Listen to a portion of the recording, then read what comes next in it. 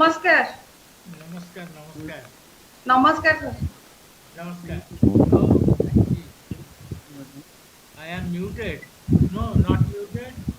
ना ना सर आपण म्यूट है नाहंती किंतु वॉइस टा टिके लो आछि. Okay, okay. Now it is हां good. Now it is Audible. I'll be listening to the lectures. Yes sir, thank you so much for your kind presence. Thank you also for giving me this opportunity. Very nice. Sir, we are very fortunate you are there to guide us. That is most important. Professor Rao, now it is visible. The slides are visible. Yes. Just see, madam, I'm putting in the full screen mode. If it is.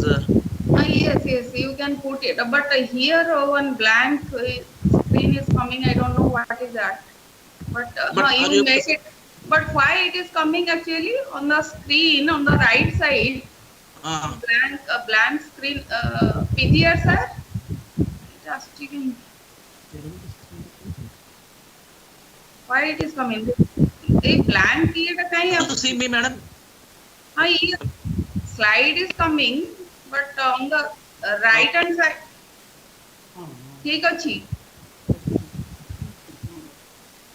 Black color. Black, actually, I am not put in the full screen. I just put in the normal mode only. Yes. Put it in the full screen. Just tell me. Now you see, sir. I have put in the full screen. Yes. After the introduction, it will be full screen.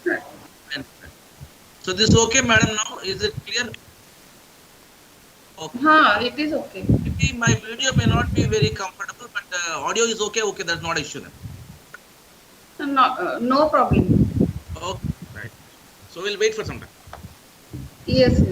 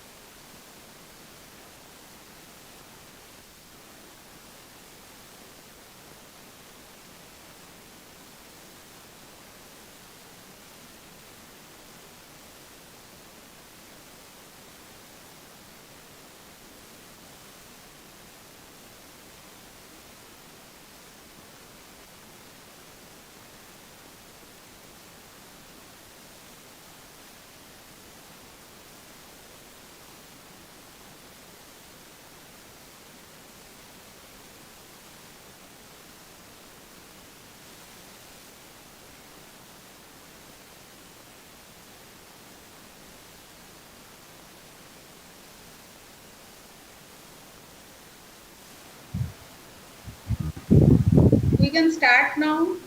If the participants are there. Sulochana, am I audible to you? Yes, madam. You can start. Okay, madam.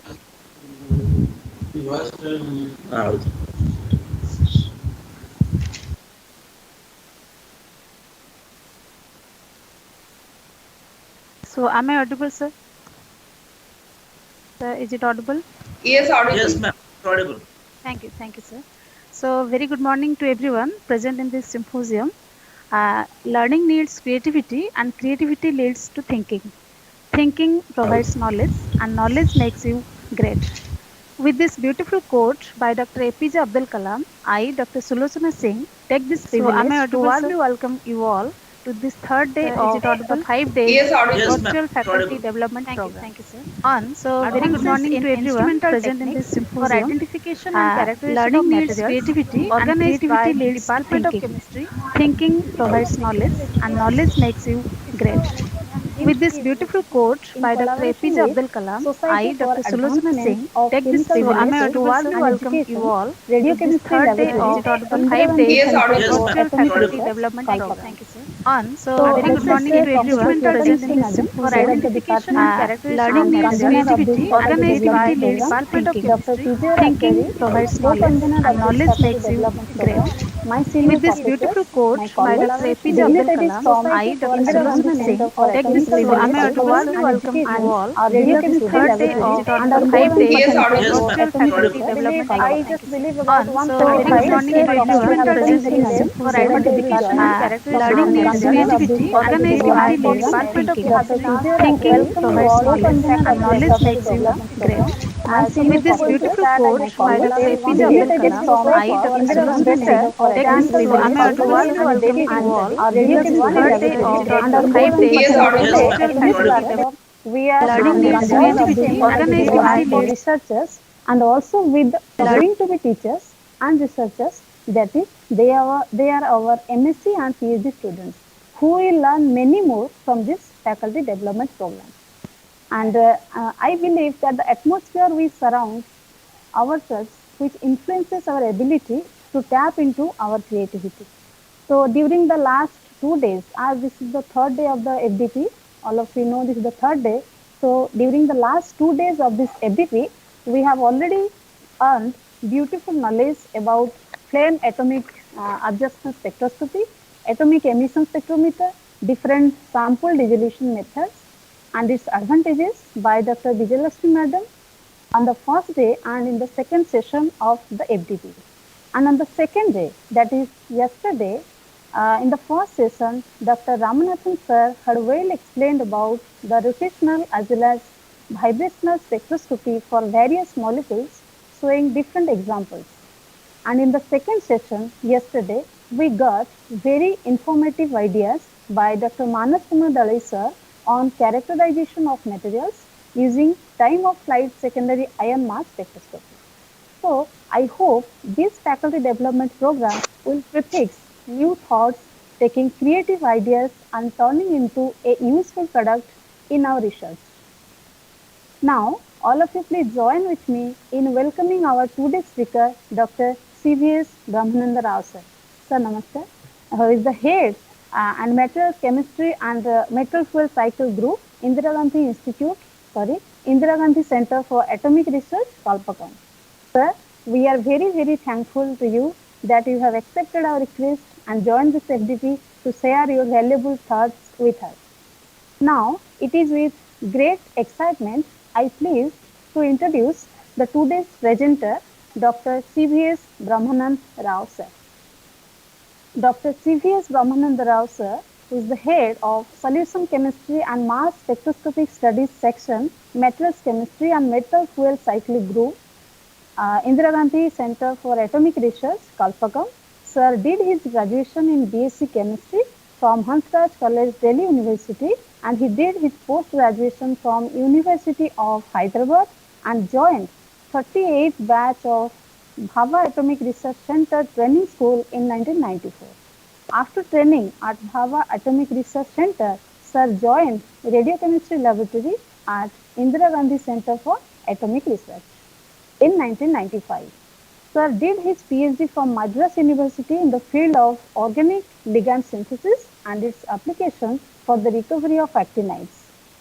He is presently leading the head of the Solution Chemistry and Mass Spectrometric Studies section in Fuel Chemistry Division at Indira Gandhi Center for Atomic Research. Dr. CVS Ramanand Rao has more than 100 publications in various national as well as international journals, seminars and symposia. Dr. CVS Ramanand Rao is the Dean of Chemical Sciences in Homi Bhabha National Institute, Mumbai. His field of interest includes synthetic organic chemistry, development of alternate extractants for actinide recovery, computational chemistry, and high temperature mass spectroscopy. So, sir, now I humbly request you to take over the session and share your valuable thoughts on nuclear analytical techniques for chemical characterization of materials. Over to you, sir. Please. Thank you, ma'am. Is it audible, ma'am? Yes, sir. It's audible. Okay, fine. What I will do is I'll share the, how much is the time given to me? 1 hour 15 minutes? Yes, sir. You can continue. Because there is a question answer session, no? So that is for Yes, sir. 10, 15 minutes. So maybe 1 hour, 10 minutes I'll take, ma'am. Yes. Okay. Okay. Is it, is the PPT visible to everybody? Yes, sir, it is visible. Yes, sir. Kindly make it full. Yes. Okay, Yes, just sir, a minute. thank you. I'll put off the video so that your speed will be better, and then I will make it full screen. Yes. Yeah, just see, ma'am. Is it okay? Yes, sir, Is it it is okay. okay? Fine. You are able to see the full screen. That's okay. Yes. And see the. I am able to. You are able to see the. Everybody. Next slides.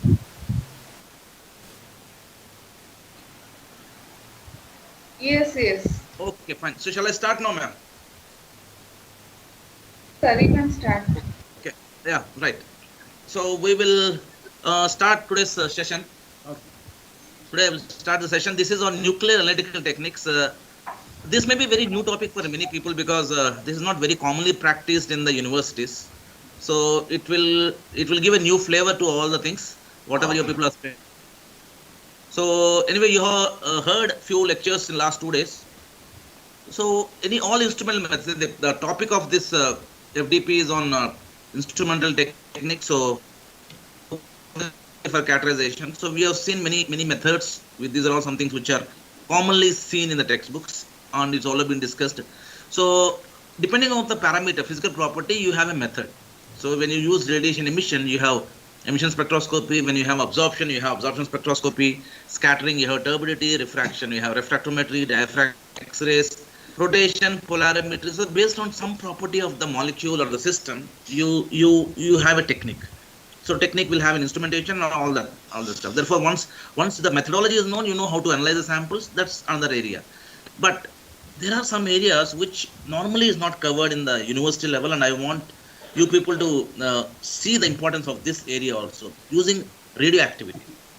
One thing is, most of the time nuclear chemistry is taught as a physical chemistry sometimes, and sometimes as inorganic chemistry.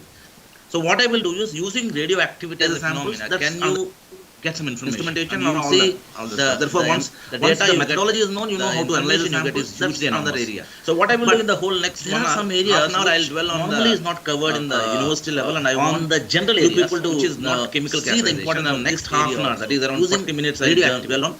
The one thing is, most of the nuclear chemistry is taught that will make the chemistry sometimes, and sometimes the purpose of this talk is to tell you. So what I will do is, application of radioactivity as a samples, that in many areas get some information. And once such area is therefore once the methodology is known, you know how to analyze the samples. That's another area. So what I will do in the whole next 1 hour, some areas now I'll dwell on normally is not covered in the university level, and I want the general people to see the importance of next half an hour, that is around 40 minutes I dwell on.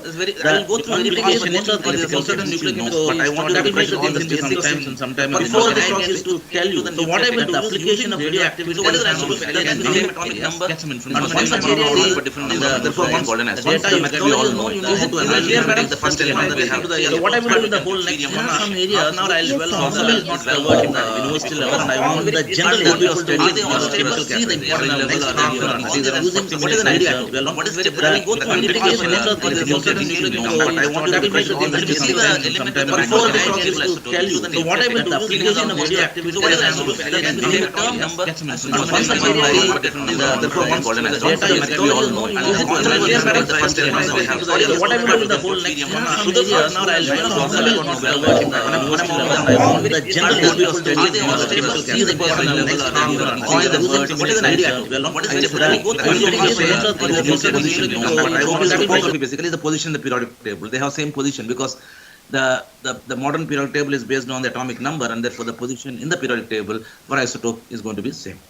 What is the radioisotope? Is the difference between an isotope and radioisotope? An element is same atomic number, but different mass number is we know that. But some nuclei are unstable, and therefore they are called radioisotope. Radio comes because it gives radiation. It is not stable in that position, therefore it gives off radiation. That can be many forms of radiation. We will see that. So radioisotope or radioactive isotope or radionuclide or radioactive nuclide, these are the common names which you use for an unstable isotope.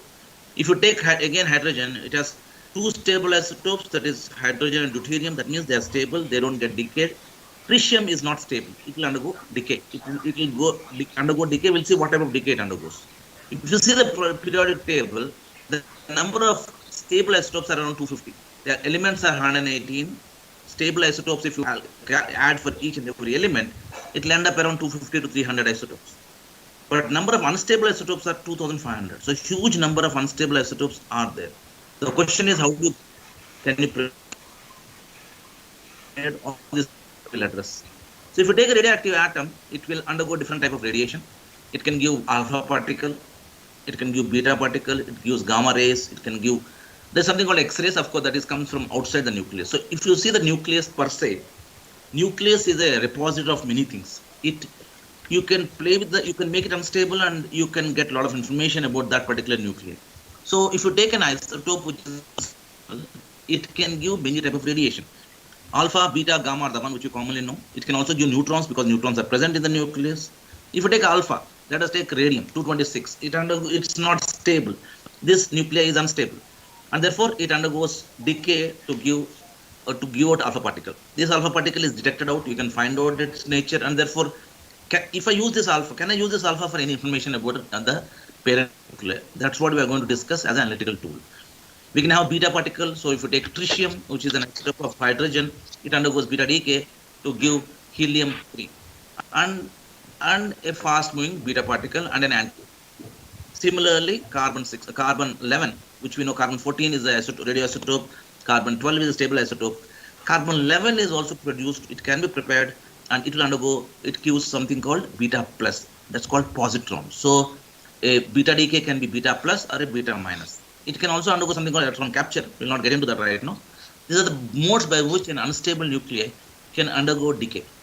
Third one is the electromagnetic radiation, gamma rays. If it is the electromagnetic spectrum, once a nuclei undergo decay, it can also give something called like an electromagnetic spectrum, the high energy part of it, which is basically in the fag end of the energetic data. If you see the electromagnetic spectrum, the gamma rays are the most energetic one, and the radio waves are the least energy in nature. So these are all produced from the nucleus. What about what are the other properties? Filtration. Alpha is basically a helium nuclei. If you take helium nuclei, it has 2 protons and 2 neutrons, and helium atom has 2 electrons.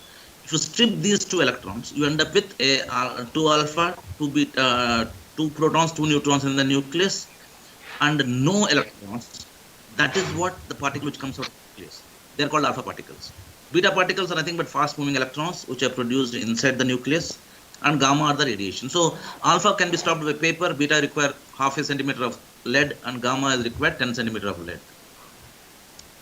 Coming back to the isotopes, what are the isotopes we have? Carbon. Let us take the example of carbon 12, 13, 14, which we studied in many of our colleges. These elements, most of them are man-made. It's not available. Carbon 12 is available in nature. Carbon 13 is available. Carbon 14 is also available. So these isotopes are basically man-made, are prepared in the nuclear laboratories by bombarding of the subatomic particles, usually a short lifespan, mostly due to their unstable nature. So what does it mean is you have to prepare these radioisotopes, because some of the isotopes are available in nature, but whenever you want, because we don't require a very long-lived. Every isotope has a T-half, because it's characteristic of that particular nuclei. So if the T-half is short, it has more application than the one which is long. The one which you commonly call C14. C14 is produced in the atmosphere by bombarding nitrogen by cosmic radiation, and C14 is present in the atmosphere. C14 has a lot of applications. We will come back to it when we see the applications. If you take uranium has 3 isotopes. This is what the whole Department of Atomic Energy depends on. Uranium 234, 235, and 238. And each has a characteristic half-life. Itself, if you take the 234, it has 246,000 years. 235, 704 million years. These are all very long-lived isotopes. But their application, we all know, is used in fission.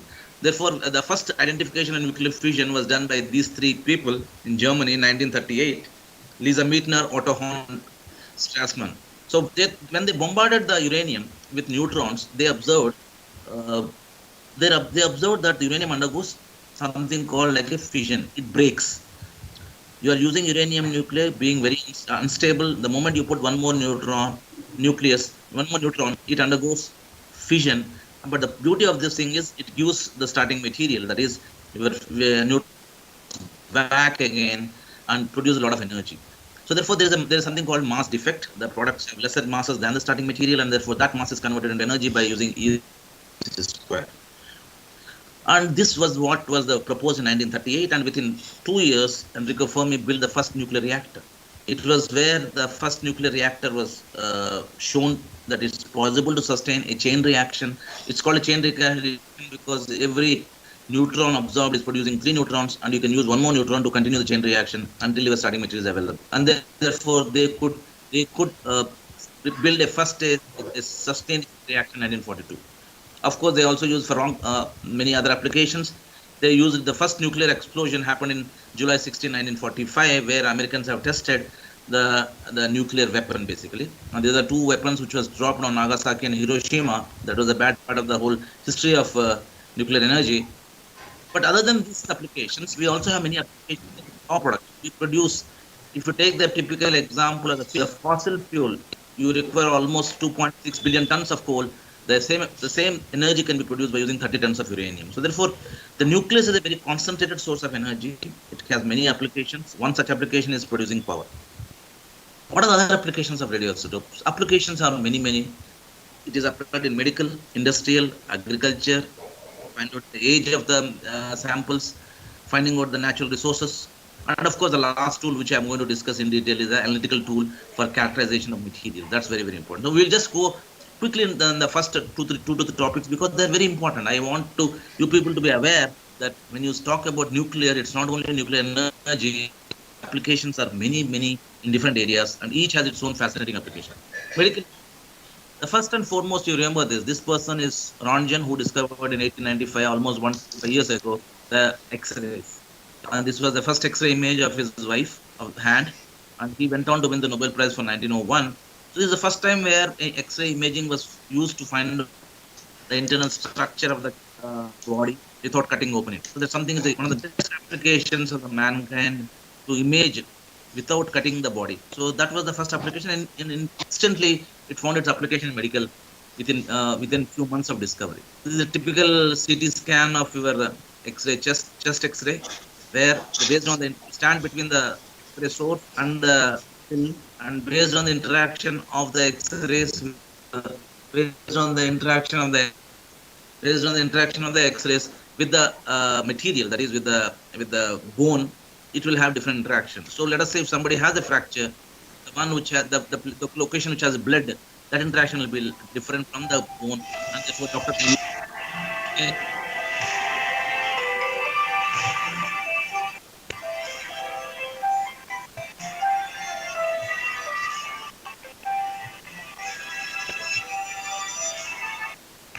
Madam, is there any? Yeah. Okay, fine. So based on the you can get the image of the body, image of the part of the organ you are scanning, and you know this they developed further. This was developed further by Godfrey and Alan McCormack, where instead of getting 2-dimensional, they got 3-dimensional vision. Therefore, this is called CT scan. So X-rays developed into CT scan. Now we'll come to the next revolution that happened in the nuclear imaging. That is basically the nuclear medicine. Can you put that in the mute mode because I'm using a lot of background voice. Hello. Can Hello. you please please, all of you, please mute yourself. Someone has unmuted. I think Sarada. No. Please mute yourself so that I can continue. Yeah. Okay. Thank so the next major revolution happened after X-ray is this person. He is again a student of Rutherford. He person who started the concept of using tracer, the principle of tracer, and that gave the birth rise to nuclear medicine. So what is the difference between X-rays, if you see, and nuclear medicine? We'll come back to that. What is nuclear medicine? Nuclear medicine is the diagnostic and therapeutic. That is, diagnosis is to find the problem, and therapy is to find out the solution for the problem by using internally administered radioactive isotope. That means the patient is given inside. You are giving the unstable isotope into the body of the patient to get the information of the organ you are interested in. So advantage of nuclear medicine, image is very simple. You just requires sometimes just an injection. You can perform multiple studies. The dose required, amount of the dose, the unwanted dose the person gets is very small as compared to the CT scan. Hello, CT scan is nothing. list अच्छा, anyways, just हमको कोटे काम दोची करिए को. It's a very simple work. Kindly So mute. collective mode Bindu अच्छी sir. सी data Hello, pieces sir. related spectra Kindly रे. mute कोटे हम yourself. पची तपर आउट हम पची जो water picture. So the relative intensity man Kota बेसी बड़ा he has Kota not come. connected with the earphone. And I how think is that's why he's not it able to related to listen. the proportion of dangling OH that is reported Hello, by sir. Ben Ambrose. So why don't you just look for it? Sorry, sir. Sorry. बुझी पाता कौन मुझे कोची? हाँ, तो तमरा अच्छे solvent band तापरे you double hump गोटे pick अच्छी. So सेटा गोटे हला will take care of the network of hydrogen bonding interaction. Sir, I am going to that side to tell sir. Sir, maybe in the lab. Ajay, madam. Hello, madam. Hello.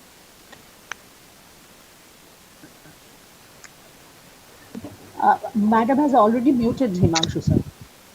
Acha. Okay, Sir, you shall I can continue, come. ma'am? Yeah, Yes, fine. sir. So Sorry, the sir. advantages of no problem. The advantages of the nuclear medicines are many. As conventional CT, it is a simple injection. You can do several studies, and the dose the patient gets is very less as compared to other studies. And the beauty of the system is it can give the information about the different organs, particularly the functional aspects. So nuclear medicine is divided into two, basically radiopharmaceuticals and imaging technology. So radiopharmaceuticals are nothing but the drugs are given to the patient, mostly used for imaging the specific organ. And the medical applications are depends. Now if you want to scan a particular organ, you have to use a particular isotope.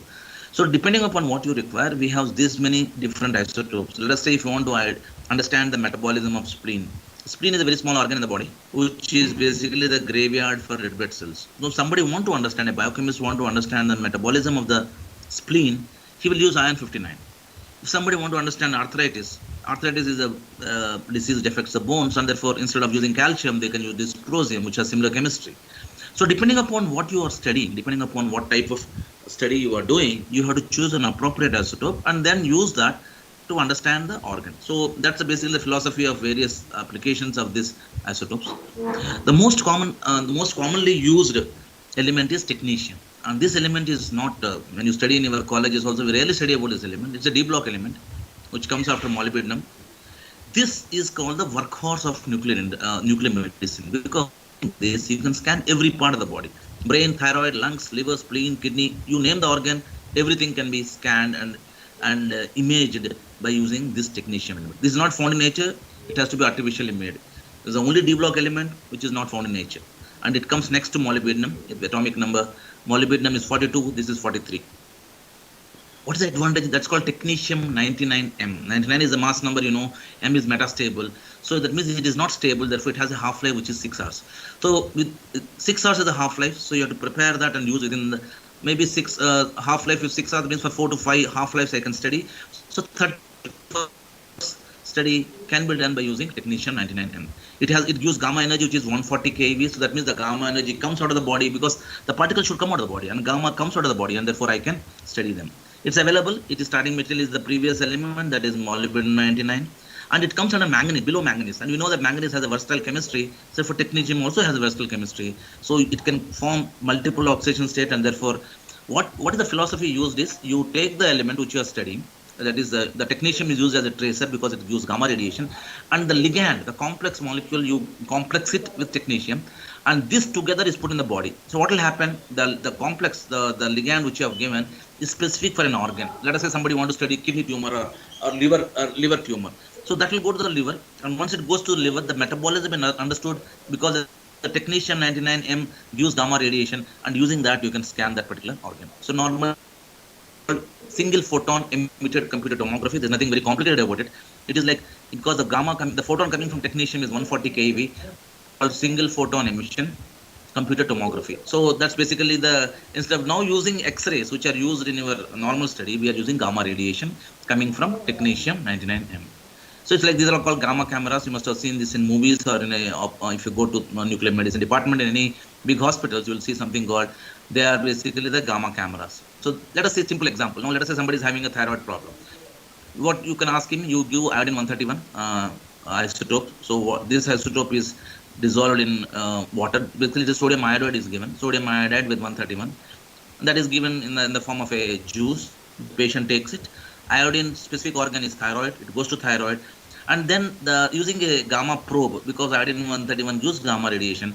Using this probe, the and understand the metabolism of thyroid. So therefore, based on this, the doctor can understand whether the patient is having the hypothyroidism or hyperthyroidism or thyroid cancer.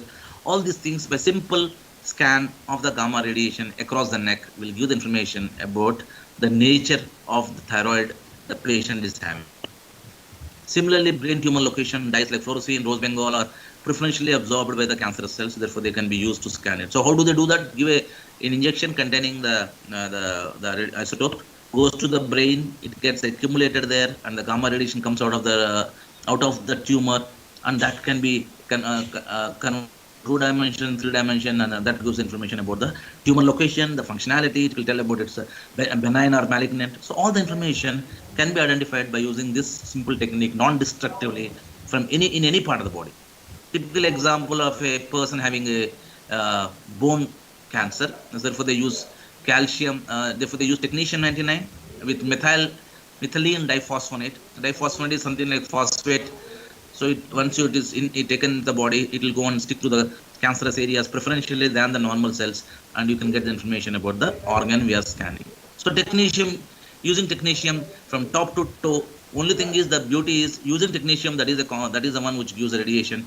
You have to treat complexes, like I was telling. DTPA can be used. MD. These are all basically organic big molecules which are specific for a particular organ. There's another area which is called positron emission tomography. Here, instead of using gamma radiation coming out directly, we use positrons, and these are all the techniques which are better. They give better information about the organ as compared to the SPECT. So for the positron emitting species is taken, and the positron emitting species is given to the body, and once it comes out of the body, it interacts with the electron to produce something called a gamma pair of electrons, which goes opposite to each other, and that is scanned. So therefore, basically, it is a better method as compared to the SPECT. It's complementary, of course, slightly costlier than the other method, but it gives better information. So if you take the molecule that is used for production of positrons is fluorine 18. It's again unstable. It gives positrons with a half-life of 110 minutes. So this is complex with this molecule. If you see the molecules on your right, it looks like a glucose molecule, but you see that it is not glucose exactly. It looks like glucose. So what happens is that if this patient is given this will go and end up in the cancerous cells. You should understand that the cancerous cells have more propensity to absorb glucose than the normal cells. So once it goes there into the cells, you see this goes into the glycolysis and the Krebs cycle of the respiration in the cell. But since it is not glucose, the cell gets fooled up and this is accumulated in the cells, and therefore it gives bright light, because fluorine 18 will undergo no positron decay, and these positrons are caught up again by the electrons, and they give gamma radiation, which are in opposite direction, 180 degrees to each other, and they are scanned. So the difference between SPECT and PET is you're getting 2 photons here. You get a better information about the location, the size, and the functionality of this organ. It is a beautiful method used in oncology, neurology, psychiatry, cardiology, many applications. This is typically the FDG, they call it FDG, the fluorodeoxyglucose. The right side molecule is called FDG. This is called the molecule of the millennium last century because of its great applications. This is typically how an FDG look for a cancer patient. So wherever there is a bright spots, they are the location where the cancer is there. So this patient has a lot of spread of the cancer in the body. A simple non-destructive nuclear technique can find out the location of the tumors in the body. Okay, the next thing, whether it can be cured or not, is something which the doctor has to decide. So this is something called PET CT scan. There are now combination techniques where you can use PET and CT, that is X-rays and positrons. So there are far advanced methods which will give better information to the doctor. Simple scan of PET can tell the doctor whether the patient is having an Alzheimer's or not. So of course, Alzheimer, as we all know, it's not curable, but this can tell about a lot about what is the nature of the problem. Therapy, yes. project report. Can also be used for treatment of cancer. For the cancer can be treated. మన అసలు literature లేకుండా palm oil గురించి వీటి గురించి అసలు ఆ But again, competition there's అసలు మాకు something. లూబ్రికెంట్స్ గురించి మనం చెప్పాల్సింది పోయి ఇదంతా ఆయిల్స్ గురించి ఎందుకు మాట్లాడడం అసలు ఇక్కడ అసలు అప్లికేషన్స్ లేవు దాంట్లో Hello. స్టీరిక్ యాసిడ్ ఉంది టీ యాసిడ్ ఉంది ఆ యాసిడ్ Hello. ఆ ఎవిడెన్స్ ఇచ్చావు కానీ Please mute yourself. Lubricant preferences ఏమి ఇక్కడ Hello. ఇవన్నీ వేస్ట్ మరి అయితే నాకు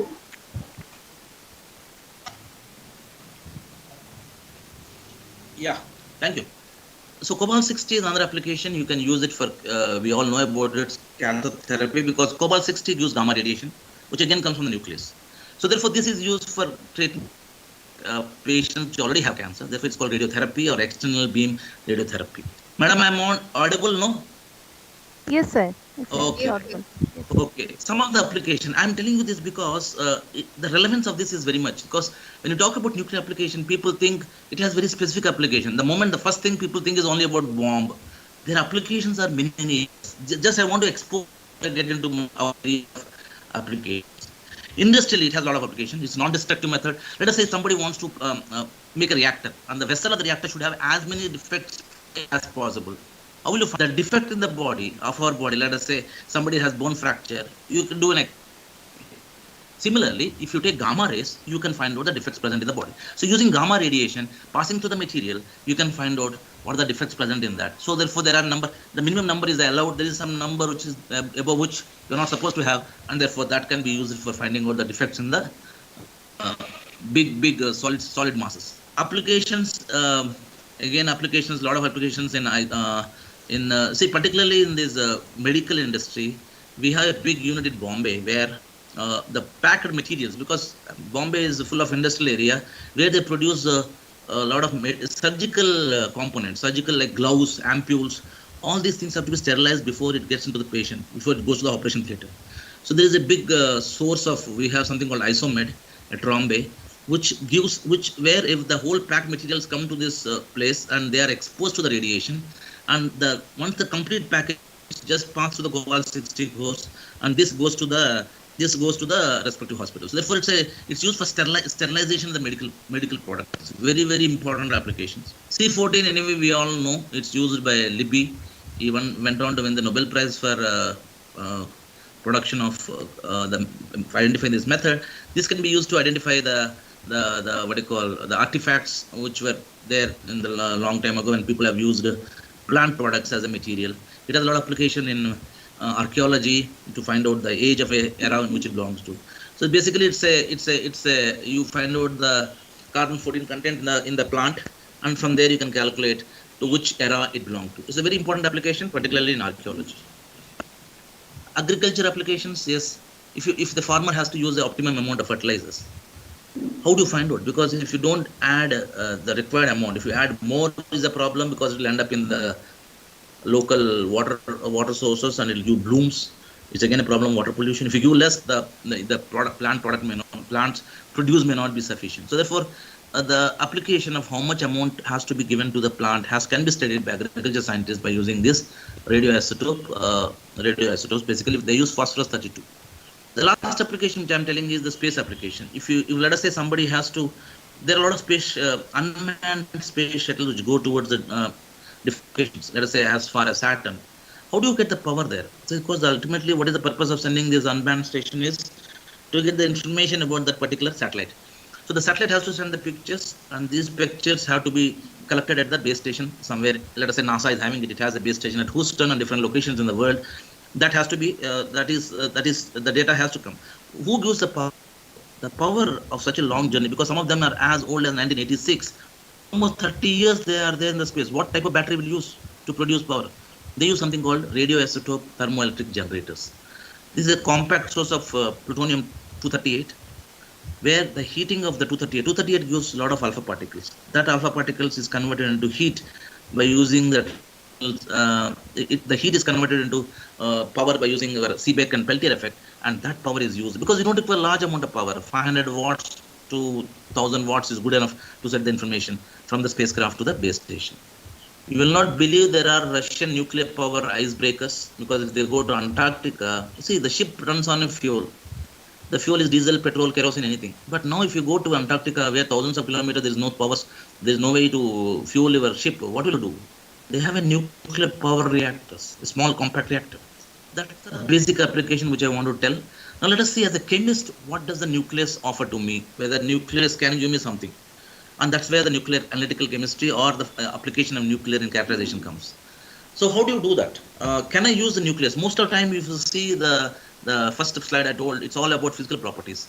Either you excite the electrons, you must have heard ICP, what Madam Vijayalakshmi, whatever Ramanathan spoke. We're all talking about the electrons. You excite the electron, you go to higher orbitals, come back, you have you ionize it, you get different type of techniques. So based on that, but now nowhere you have touched your nucleus at all. Nucleus is almost untouchable in all these cases. So therefore, how do I use nuclear analytical chemistry on this nucleus to identify the nature of the material? Ultimately, as a chemist, when you want to characterize something, you have to find out two things: either what is the material made up of, it's called qualitative information, and how much is there, that's a quantitative information. So what we do is we make the nucleus unstable, and that information that gives a lot of information about the nucleus. So we use a projectile. Now, what is the nucleus? Nucleus contains protons and neutrons. So what you do, you hit this nucleus with something which are of same type. So therefore, what is the material present? What is the species present inside the nucleus? A proton or a neutron. So you hit with the proton or a neutron and make the nucleus unstable, and then you study that, and based on that you can quantify the nature of the nucleus you're talking about. So we use a projectile or a particle to interact with the nucleus of the atom under the probe which you're studying, and measure the consequences. Ultimately, you are making the nucleus unstable and trying to understand its behavior, and from there you understand the information. You try to understand its nature basically. So what are the projectiles I use? I can use the neutrons. That's easy because they don't have charge. I can use charge particles. What are charge particles? We can hit the nucleus with anything. Only thing, you should be having accelerator for that. You can hit with protons, you can hit with neutrons, you can hit with alpha particles, you can hit with ion nuclei. It can be anything, but only thing is you should have sufficient energy to cross the Coulombic barrier. Neutrons are very safe because neutrons don't have any charge. They can directly hit the nucleus very conveniently, and therefore they are very, very ideal. So neutrons are the great source, but where will I get it? Can I use gamma radiation? Yes, you can also make the nucleus unstable by gamma radiation. So what are the modes by which I can make the nucleus unstable? Neutrons, charge particles, and gamma radiation. So where do I get the neutrons? I have to go for a nuclear reactor, and that's where the problem lies. That's the reason with this research never comes to university level, because reactors are not there.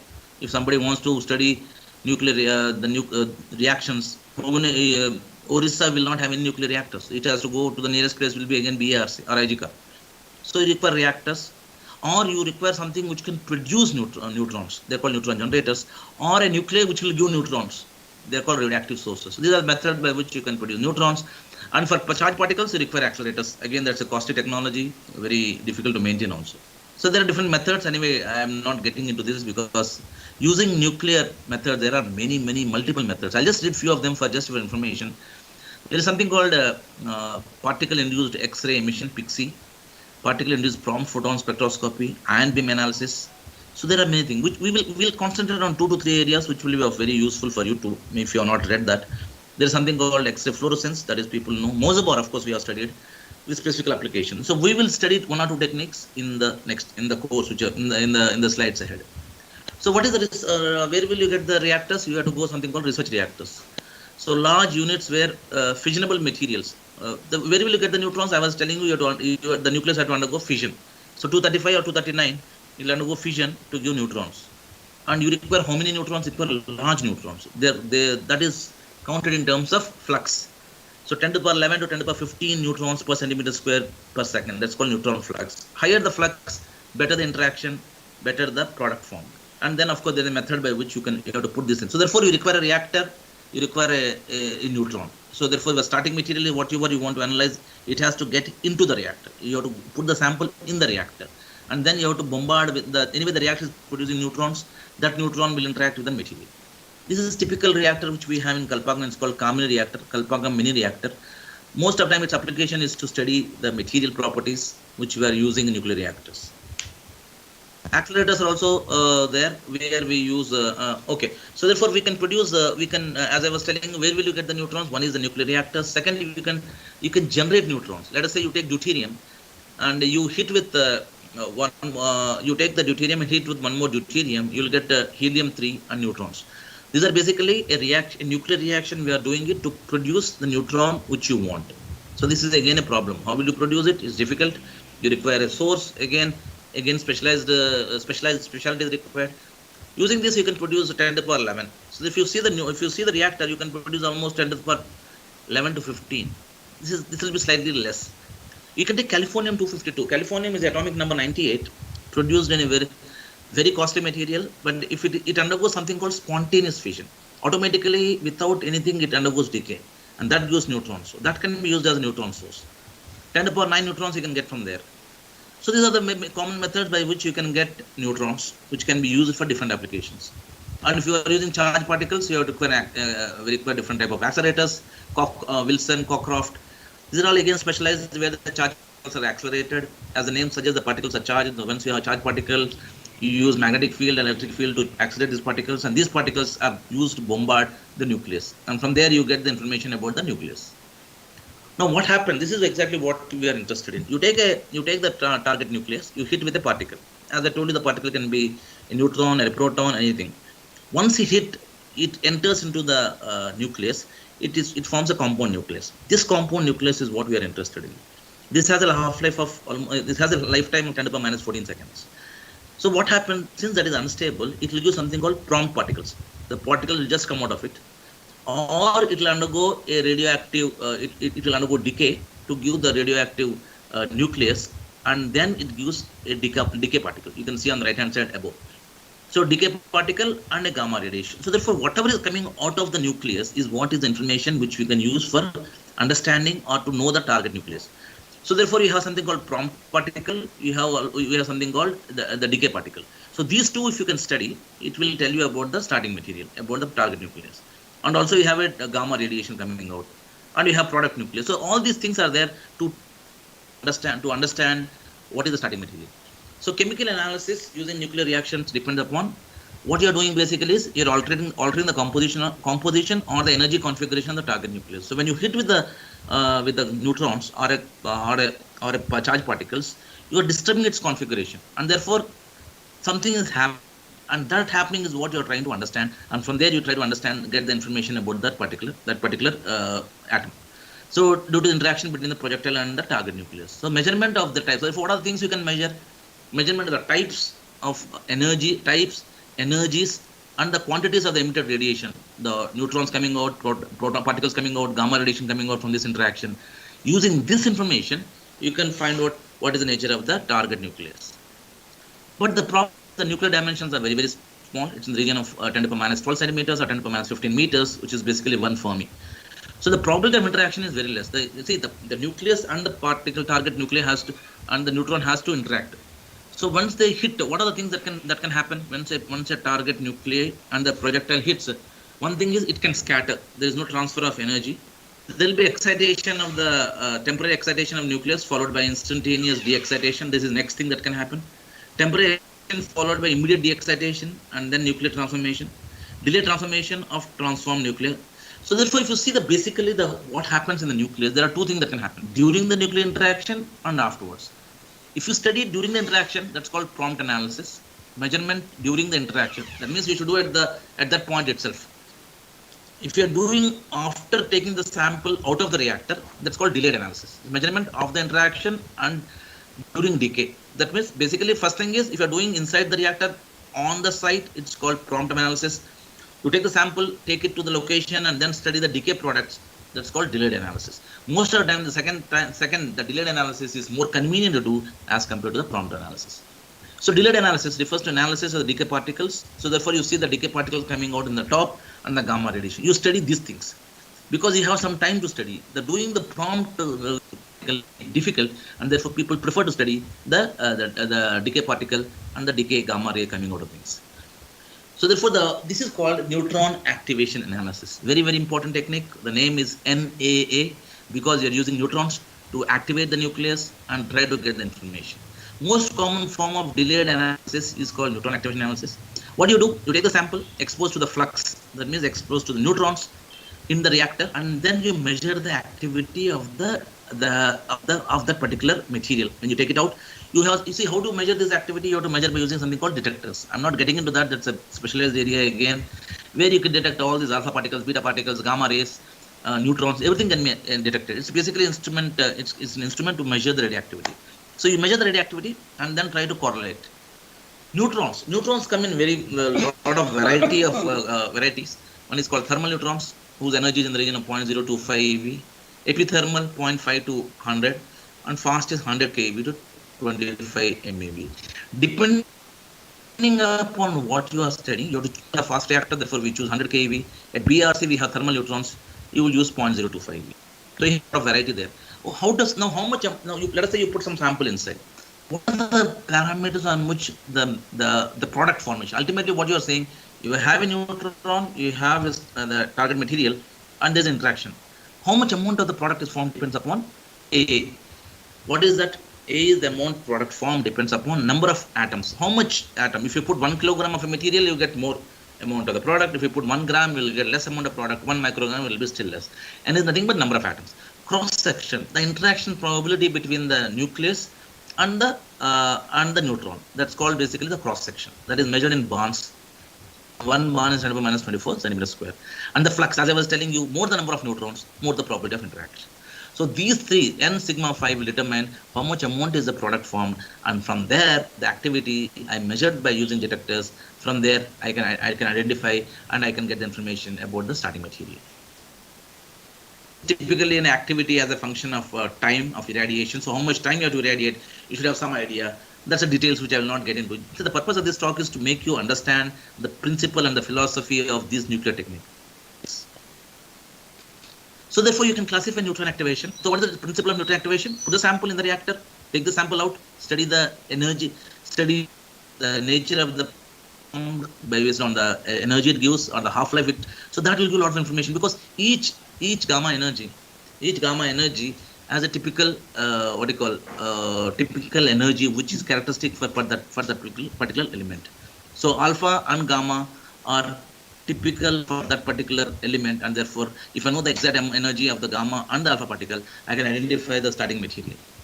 Similarly, so therefore based on the neutron energy, we can classify the neutron activation as thermal neutron activation analysis. Of course, it's only a jargon language. You can call it as epithermal neutron activation analysis or fast neutron activation analysis. So depending upon the energy of the neutron used, there is different ways of using it. Now, classification of neutron activation analysis based on the application. Now, what happens is when you take the sample out, the best thing, simple thing is put in the reactor, take it out, and analyze it. But sometimes it may not be easy. Sometimes because your matrix may be so much that it also get activated, and you are not able to analyze the actual sample. Let us say you have a material which has come to you, which has very small amount of sample of your interest and a lot of matrix. Now, if the matrix is so much, if you're putting in the reactor, the matrix also will take neutrons and it also get activated. So you get a lot of background, which is difficult to separate. So one thing is you separate it. You can do after irradiation, separation your nuclear, radiochemical nuclear activation analysis. You can also do before, and that will call chemical. That means initially itself like a chemical. So depending upon sample, people have to choose the methodology. So therefore there are advantages of each of them. CNNA is the advantages is there, and therefore based on the requirement you choose one option. The characteristics of INA. So what are the characteristics? So what is the advantage of this method? Yes, of course I require reactor, but let us say I get a sample. We get many samples from forensic industry, from various locations, saying that this sample is very precious. We want a non-destructive analysis. The same method, whatever I analyze by neutron activation can be done by other method also. We can do by AAS, ICP-MS, but the sample should not be destroyed. Which method will I choose then? Best is to go for neutron activation analysis. It's a non-destructive method. You can do multiple analysis, because let us say I have 10 elements in this particular sample. All of them will be activated. Each will give characteristic gamma, which I can identify. From there, I can get qualitative information. I also can get quantitative information. So it's a beautiful method. It's a multi-element method. It is very useful for elements above atomic number 10, but low Z material is not very, very good. The cross sections are not very high, and therefore it will not be very useful in the low Z material. Up to above sodium, till the last element, I can use neutron activation to find out, characterize, quantify the sample. Very suitable. The sample requirement is also very less. 1 picogram, 1 nanogram, or to 10 to minus 6 grams to minus 9 grams is sufficient. Advantage, as I told you, sample size requirement is less. Non-destructive. No sample is destroyed. You don't require any chemical treatment. Or to do, say the matrix is very highly sensitive, highly precise. The story goes that Napoleon, we know, was one of the greatest warrior the France has produced. He died when if you remember that he was put up in a place called Waterloo. Waterloo was the last war he lost, and he was put inside a house. They found out that his health was deteriorating in the last minute. He was almost unwell. They found out that they were not sure whether he was killed or or he died a natural death. But his sample, some of the samples were stored. After 150 years, a British scientist gets a sample, which is just a hair strand, a hair, and he was not told about the history of the sample, and he was told that you analyze this and find out what is the amount of arsenic. They doubted whether anything is there, so they doubted whether arsenic is present in the hair. Arsenic in those days was very commonly used to kill people. It is slow poison. So this fellow does neutron activation analysis because the sample cannot, the hair cannot be, hair has to be given back. So he studies them very systematically, and in fact he identifies along the axial growth of the hair. Every third day the amount of arsenic present in the sample was high. So he says this sample, where it belongs to a died of arsenic poisoning, because it has almost 50 times more amount of arsenic. Number two, every third day there is a great increase in the arsenic content. See, if you take iodine, it goes into the thyroid gland. If you take arsenic, it will end up in the hair and nails. So therefore, this technique, by non-destructively identifying the amount of arsenic present, he could identify the cause of the death. So therefore, the death of Napoleon was confirmed by using neutron activation analysis, a non-destructive method. Application, many application, environmental samples, biotechnology is a huge application. I'm not getting into that because in Kalpakam also we get regularly samples from forensic department, police department, an accident, a murder, all these samples we get, and the samples have to be given back. It can't be done. So the method is to go for neutron activation analysis. Material characterization, high purity material. You take the material, you put in the reactor, and see, like say, we have a common reactor where we try to identify. See, ultimately, the reactor material should withstand high neutrons. So we put in the reactor and study its behavior, how the material property is changing. So a lot of application. Similarly, material science. Somebody want to say that how much impurity, let us say impurity is allowed is only 1 in 10 to the power 6. How do you identify that without destroying the sample? They use neutron activation analysis. Mercury level in fish, arsenic in fingernails, zinc level in soil, trace quantities non-destructively. Na is the best technique. Advantages, as I told you, non-destructive, ideal for sample, difficult to dissolve. Say the biggest problem in any analytical method is to dissolve the sample. Independent of chemical form and matrix, blank, you don't have to depend upon the blank, compare with the standard, all these headaches are not there. Highly sensitive, trace and ultra level determination is possible. Highly selective, simultaneous, you can do multiple elements. Disadvantages, of course, you require a nuclear reactor, of course it cannot be done everywhere. Light elements, particularly low-Z materials, cannot be detected very easily by using this method. Can I use charged particles? Yes, charged particles, another method, of course, again is going to be costly because it requires an accelerator. But there it's very useful for doing low-Z materials, particularly boron, carbon, nitrogen, oxygen. Again, the principle is philosophy is same. I'm not going to repeat it. You have a target nuclear. You hit the target nuclear with the particles. Now, instead of neutrons, you are hitting particles, and then it makes the nucleus unstable. That nucleus, when in case you get a characteristic energy, which you can analyze and find out the sample, how much is there in the material.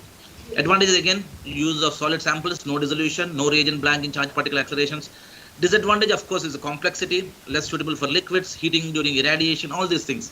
But if you see again how you require a very specialized facility. If you were to go from Orissa to the nearest location where we can do analysis is Saha Institute at Calcutta.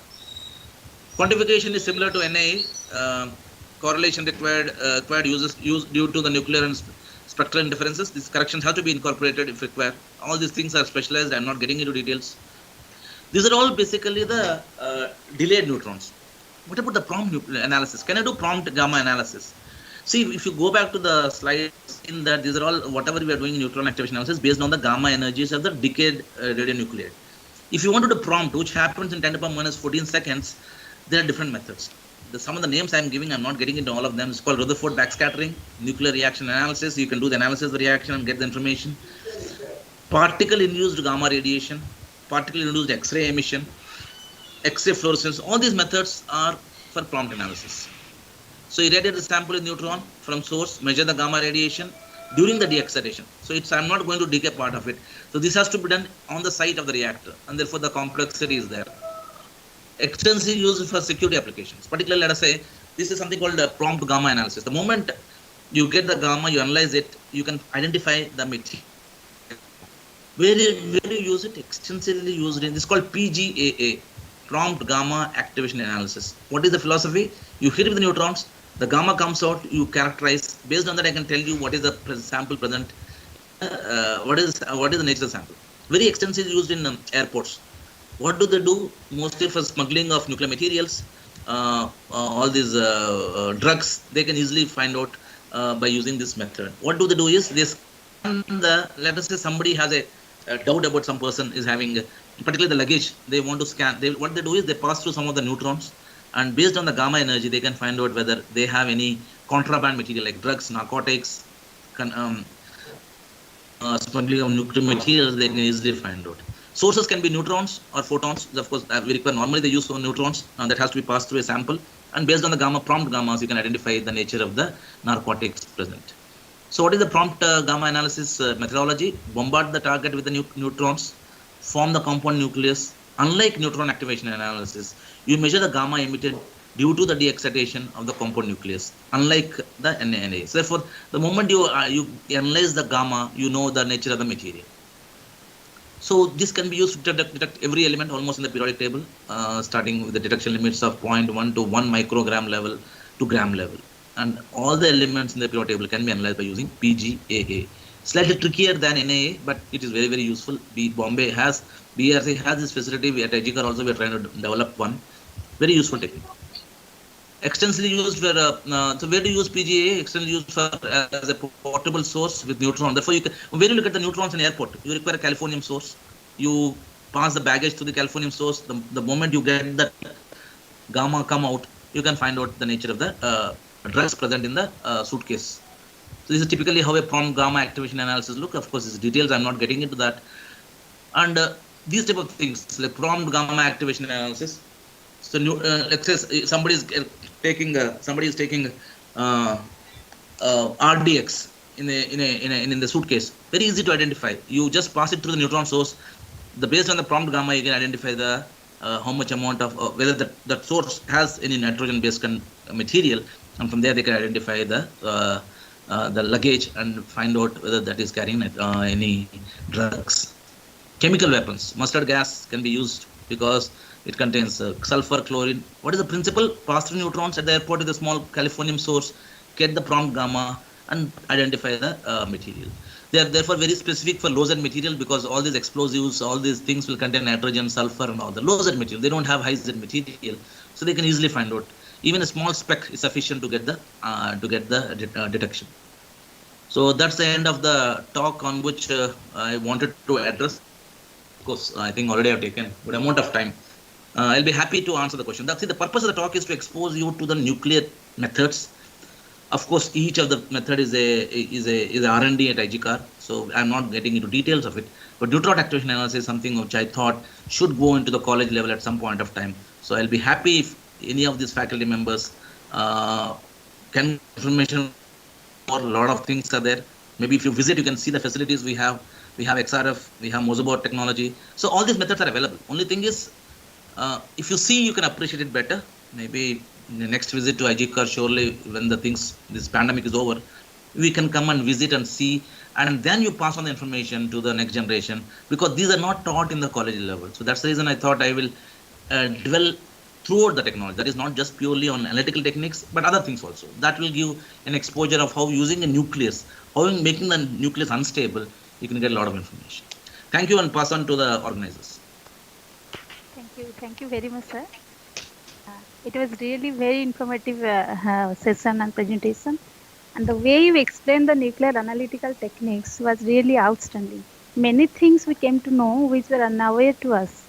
So we all are enlightened and encouraged by your wonderful and splendid coverage to nuclear analytical techniques for chemical characterizations of materials. And you explained its applications in many fields like environmental samples, material science, another also element detection, delayed and prompt analysis techniques, and so on. Every point, every concept was very outstanding, and we all are encouraged with this. And actually, it is strange that only extraordinary people like you make the advanced research and discoveries, which will later appear later appear so easy and simple. Thank you very much, sir. And Thank you. now the session, yes, sir. Thank you. Now the session is open for discussion. I request our participants to please ask questions if they have any doubt or they need any clarification from any concept. Participants, please. May I ask a question, Sulochana? Sure, madam. Okay, Vanakkam sir. I would like you to thank you profusely, firstly, for that outstanding and a wonderful presentation. It's a very, very interesting and informative speech, I may say. Sir, but unfortunately, I missed a little part of the therapeutic application you were talking about of radiation. Yes. Yeah. Because of some audio disturbances during that time. Yeah. Tell me. I would like to know, like, can radioactive radiation be used for pain relief or to reduce muscle stiffness or something like that? Yeah. Good question, because it depends upon the pain. Normally, we don't go to nuclear radiation.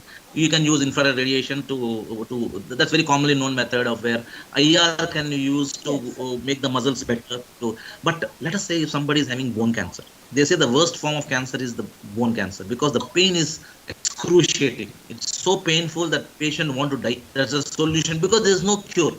In the beyond third stage of cancer, where bones are affected, it says very you cannot die because in India we can't kill them. The euthanasia is not still valid. So therefore, how will you treat them? So what they do is there is something called pain palliative agents, where even narcotic like morphine and opium will not work for the patients. But only for like when you go for a very tedious surgery, they give morphine so that the pain is not. But a thing which is like a bone cancer, they cannot do this. So what they do is they use something called radioisotopes again here. There is something called strontium-89, which we are producing at IGCAR, which is, of course, not in the bulk quantity, where this is given to the patient and that goes and interacts with the bone marrow. And that gives some pain relief to the patient. It's only that we are not saving the life of the person. We are trying to reduce the pain. They're called pain palliative agents. So there are drugs, particularly for cancers. One fundamental question. Can you hear me? Okay, Himanshu, just... Thank you, sir, for such a nice talk. And I have a fundamental question. Why some atoms are radioactive, some are not? What is the fundamental origin of the radioactivity? This is on behalf of the students, actually, those who are in their MSc or BSc days.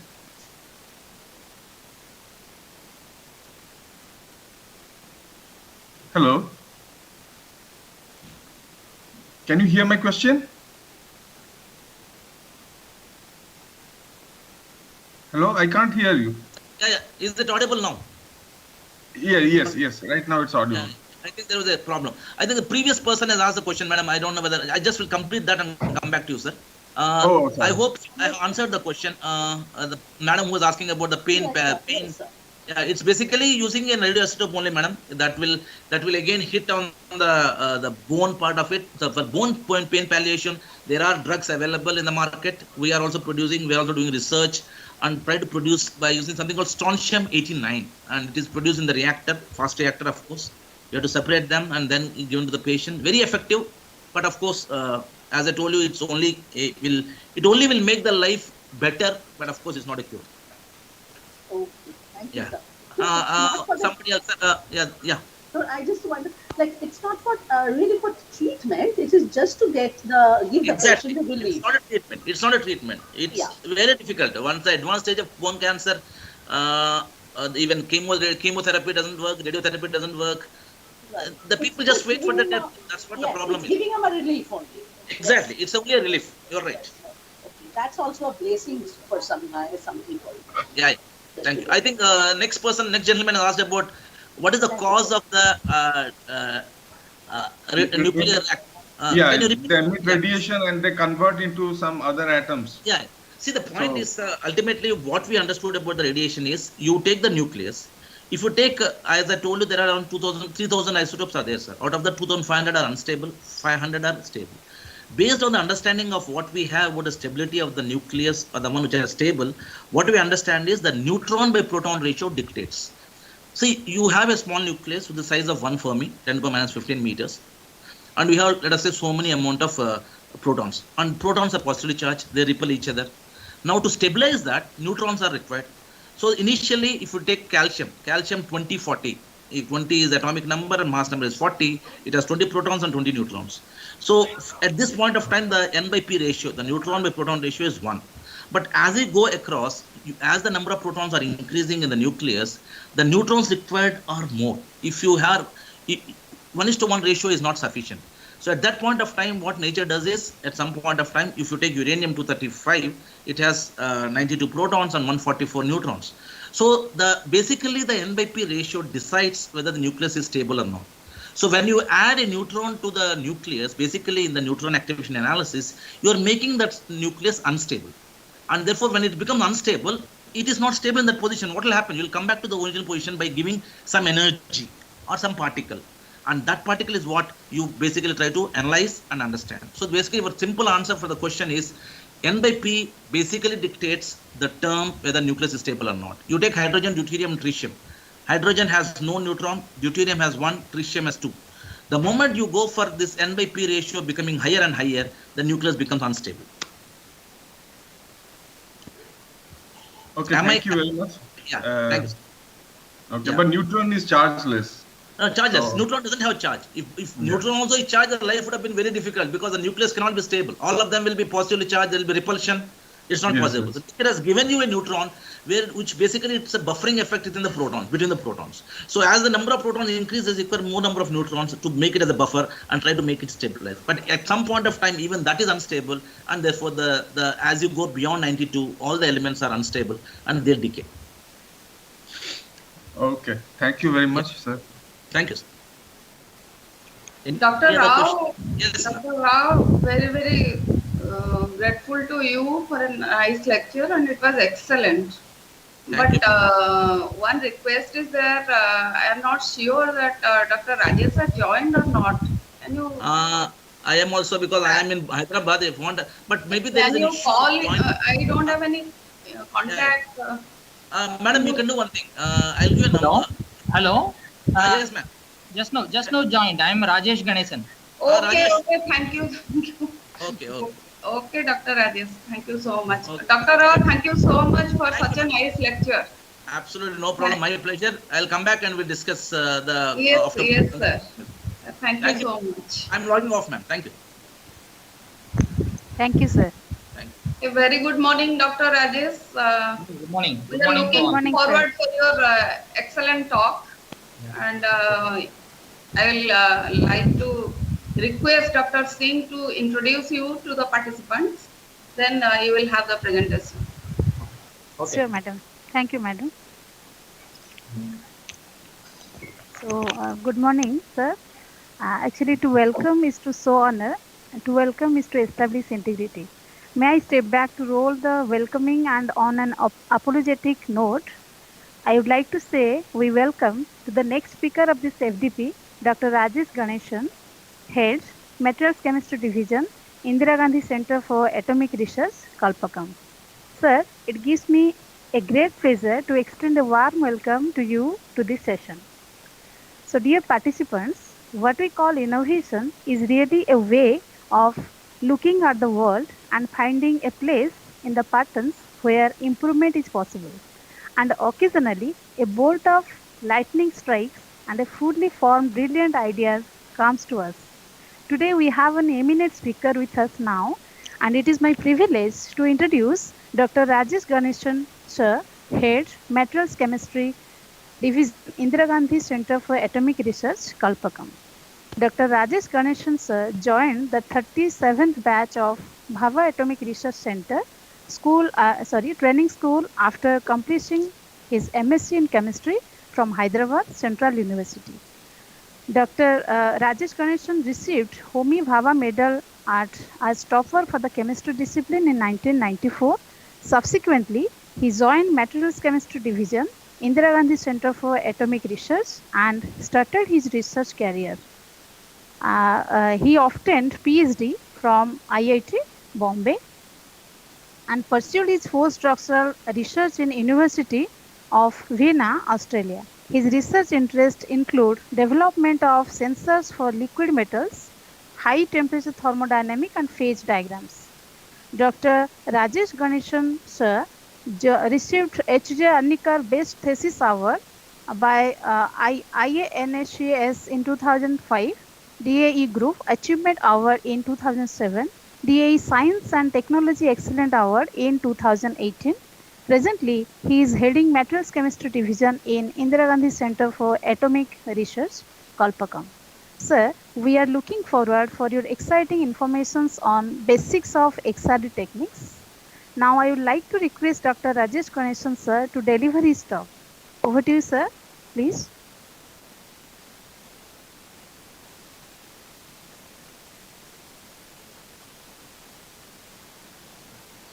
Thank you very much for the nice introduction. It's a privilege and honor to be part of this program. I am from Materials Chemistry Division, Indira Gandhi Center for Atomic Research. The title of my presentation is Basics of X-ray Diffraction Technique for Structural Characterization of Materials.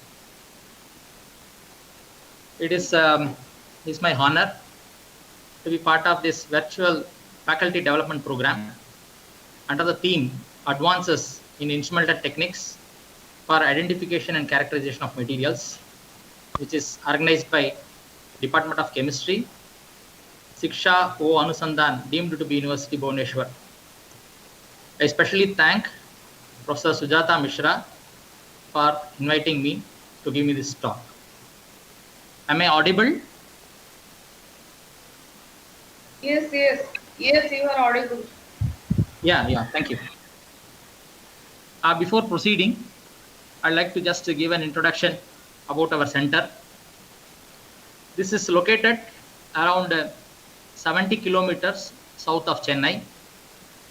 We are situated very close to a historical monumental place called Mamallapuram, which has got many monolithic sculptures from Pallava dynasty.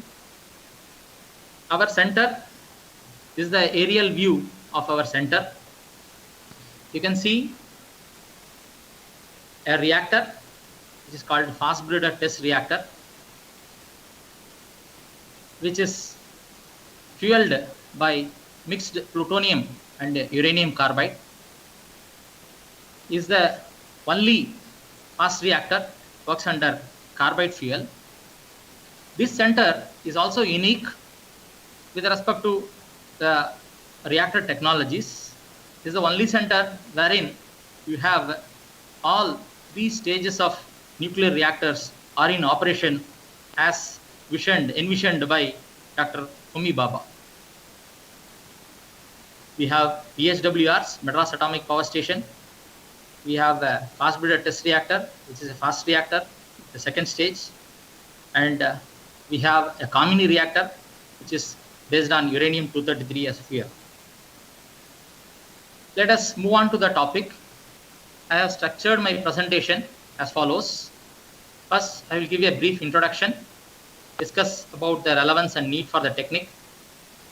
Then we will move on to how X-rays are generated. Then I will discuss further about the crystal structures. Then how X-rays are useful to determine the crystal structures. Then I will discuss about the instrumentation, namely the source, the detectors, and various other aspects.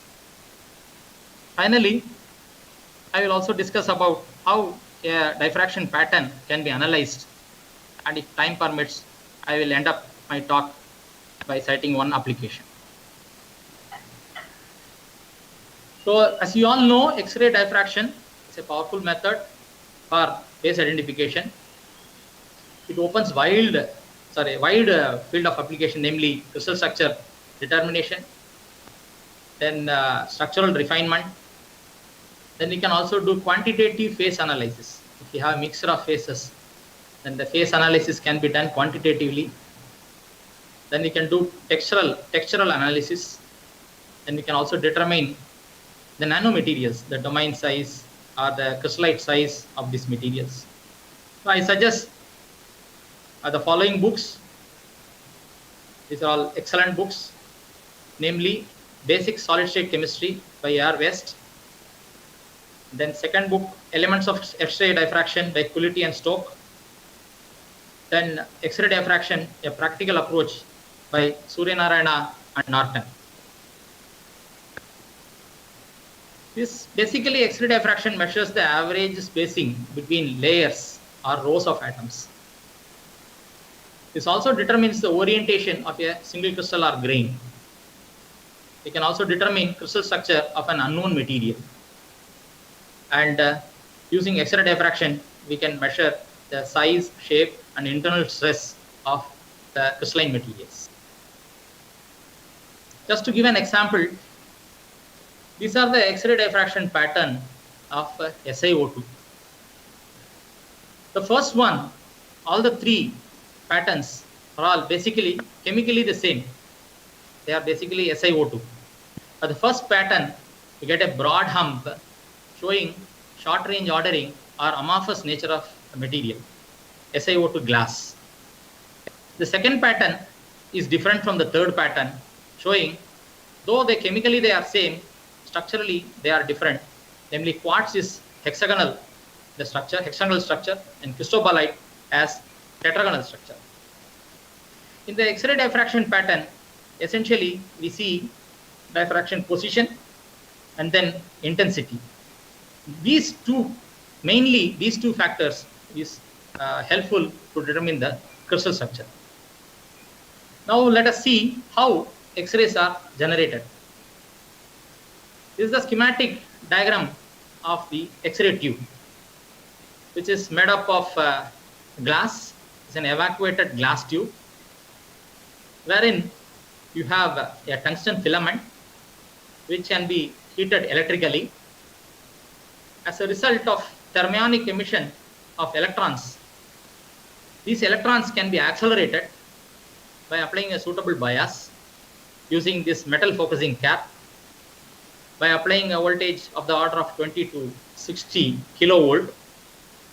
These electrons are accelerated and then it will impinge on a metal target, namely metal targets can be copper, molybdenum, iron, etc. Once it hits the target, a part of this energy is converted into X-rays of the order of about 5% or so converted into X-rays. The major quantity is released as heat. So the heat is taken by this copper block beneath this, and then which is subsequently cooled by a running cooling water. These X-rays can be released through this beryllium window, which is X-ray transparent. So whatever X-rays we get contain both characteristic X-rays and continuum X-rays. What are characteristic and continuum X-rays? When this high energy electrons impinge this metal target, this electron can remove the innermost electron, namely electron from the K shell. Then to fill this vacancy, electron from the outer shell can jump into this inner shell. Because of this energy difference, equivalent energy in the form of X-rays can remove the innermost. So this is the atomic structure, electron from the K shell metal target. Then you have to fill this L shell, N shell, vacancy. Electron if jumping the outer shell happens jump into from the outer shell to K shell, they are called K X-rays. Because of this energy difference, just happens from the outer shell to L shell, they are called the form of X-rays can remove the innermost. So this is the atomic structure, electron from the K shell metal. So here, target. Then if you see, to fill this a plot of X-rays generated, electron if from jumping the outer shell happens jump into from the outer shell to K shell, They are called. We have a big X-rays. Because of this energy difference, the energy and the maximum energy of the incoming electron. So this is the atomic structure of electrons on the cation. Thereafter, so here, then if you see, to fill this a plot of X-rays generated, electron is jumping shell happens from the outer shell to cation. They are called big X-rays. Because of this energy difference, Hello. the maximum energy of the incoming electron. So this is the atomic structure of electrons on the cation. Please kindly mute yourself. To fill this a plot of X-rays generated, electron is jumping shell happens from the outer shell to cation. Because of this energy difference, Hello. Madam, you kindly incoming electron. So this is the atomic structure of electrons on the cation. please kindly mute yourself. Is a plot of X-rays generated, electron is jumping shell happens from the outer shell to cation. Because of this energy difference, Hello. Madam, you kindly incoming electron. So this is the atomic structure of electrons on the cation. please kindly mute yourself. Is a plot of X-rays generated, electron is jumping shell happens from the outer shell to cation. Because of this energy difference, Hello. Madam, you kindly incoming electron. So this is the atomic structure of electrons on the cation. please kindly mute yourself. Is a plot of X-rays generated, electron is jumping shell happens from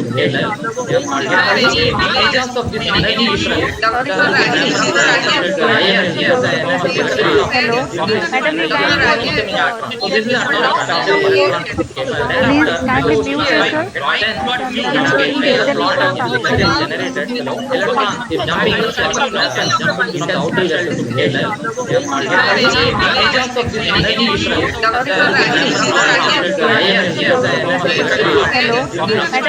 So this is the atomic structure of electrons on the cation. please kindly mute yourself. Is a plot of X-rays generated, electron is jumping shell happens from the outer shell to cation. Because of this energy difference, Hello. Madam, you kindly this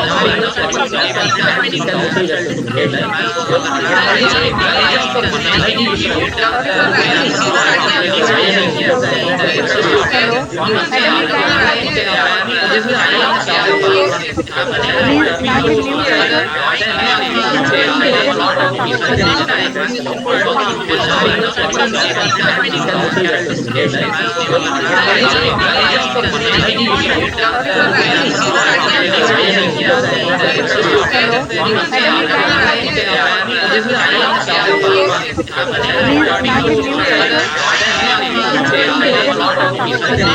electrons on the cation. please kindly mute yourself.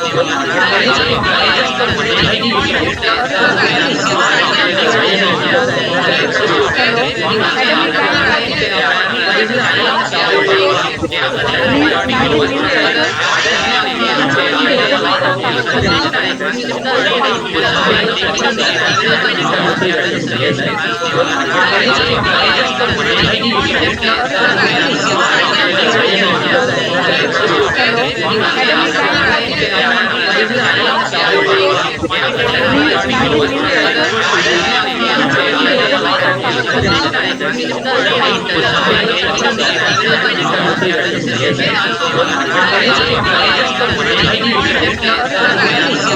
please kindly mute yourself.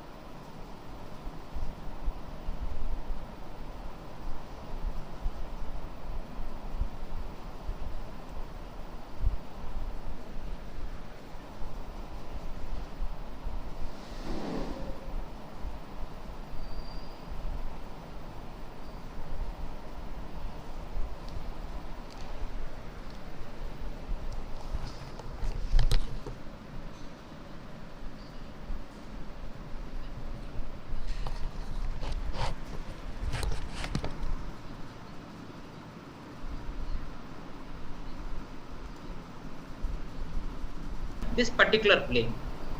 You know, this plane cuts the x-axis at 1 unit distance, whereas it doesn't cut at both b-axis as well as c-axis. Or theoretically we can say this plane cut b and c-axis at infinite distance.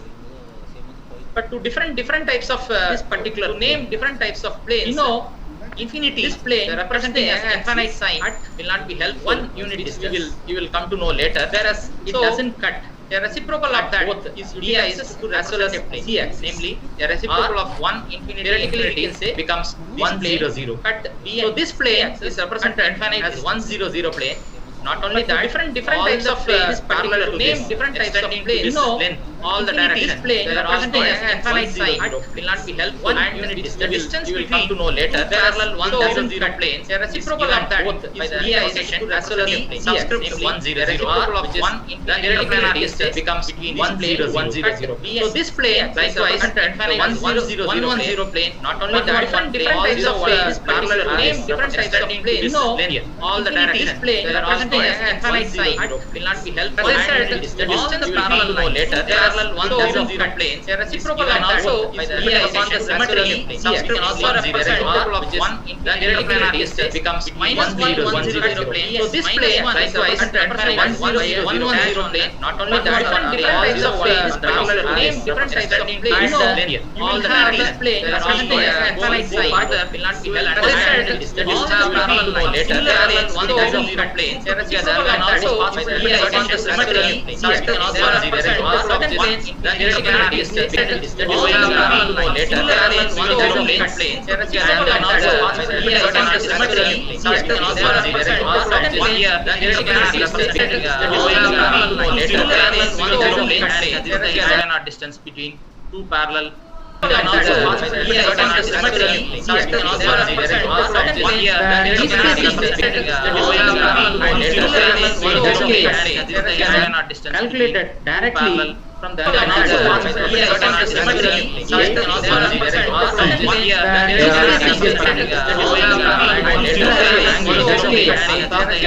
calculated directly from the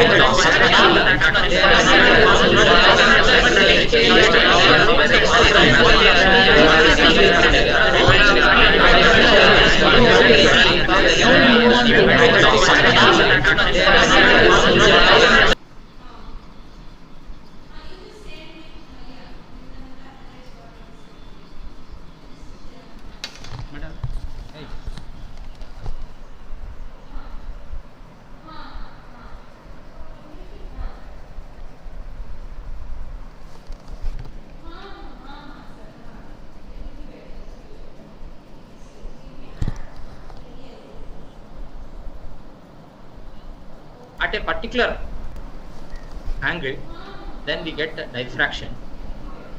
The path difference between the first wave and the second wave is given by AB at a particular BC.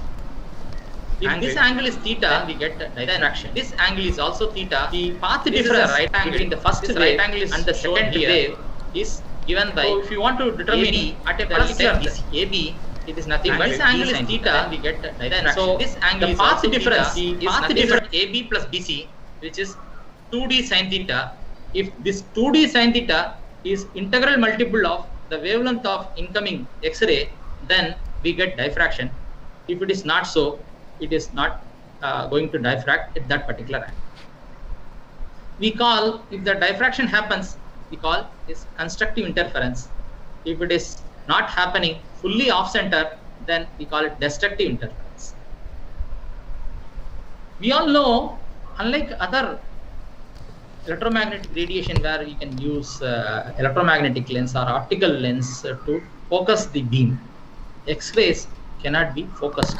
It is a divergent X-ray beam. So if it is divergent, then after interacting with the sample, then the intensity comes down drastically. We have to find some means to focus the divergent X-ray beams. So theorem of circle is used. If the source of X-ray and the sample and the detector, they all fall on the circumference of a circle, then it is possible to focus the X-ray and to get maximum efficiency in the detector. So this is the basic principle. You will be scanning the source as a function of 2 theta. You will also collect the signal from the sample, that is diffracted X-rays from the sample, by moving the detector along this direction.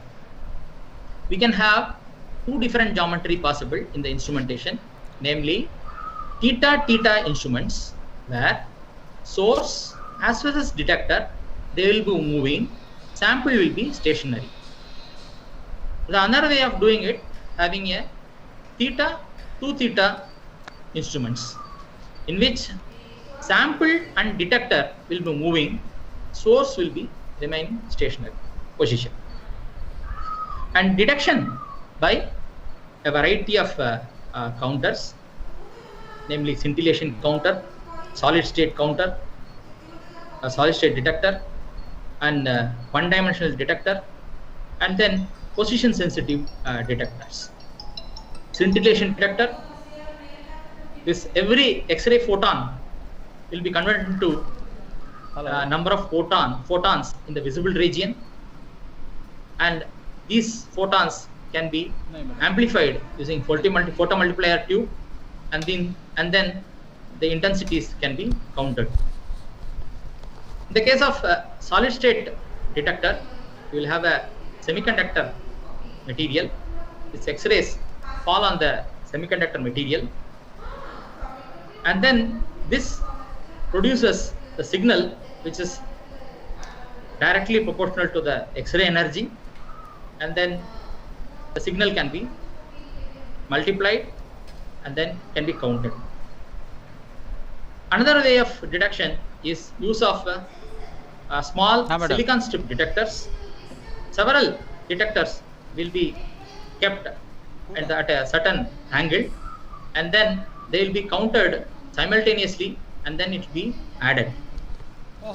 And there are position sensitive detectors, wherein you will cover all the angles simultaneously, and then means multiple detectors will be present at all angles, and instead of sweeping theta or 2 theta geometry, you will be detecting the signal right from first minute for all the angles.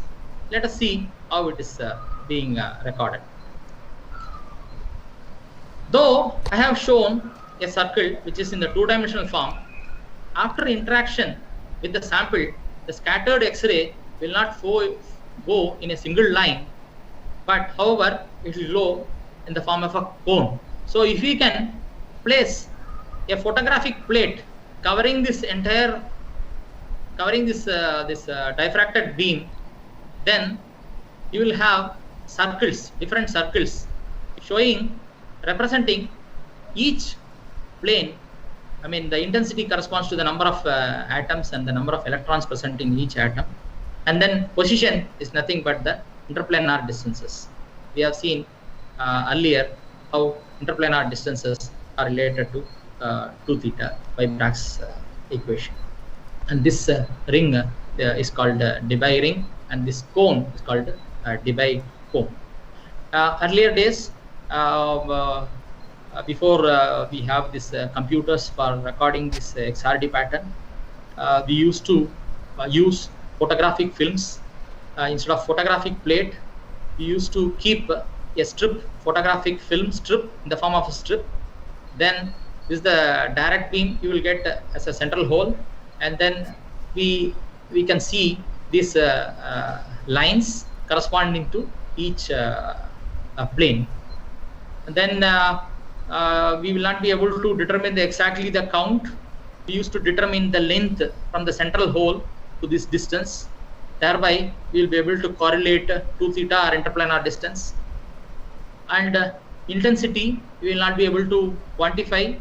We used to simply write down that very intense line, strong line, mild line, weak line, very weak line. Like that, we used to interpret. We used to assign, and then we used to match with the standard patterns available for that known compound.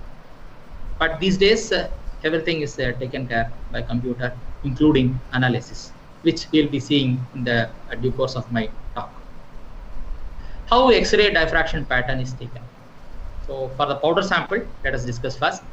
Sample should be ground nicely using a mortar and pestle, so that you will have a uniform powder size, namely around 10 to 50 micron size.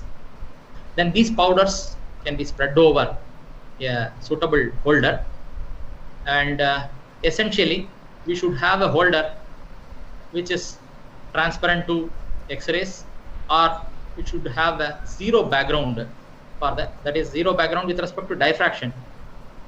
So in this case, we use a 1-1 plane of quartz which offers zero background, so that whatever diffraction lines you are getting, that is essentially from the sample. Then the sample will be spread in the form of a thin layer, because the sample should be exactly at the circumference of the circle, right? So it should be a thin layer, and this can be spread using few drops of volatile binder. This volatile binder is very important if you are adopting for theta to theta geometry, wherein sample will be tilted with the time.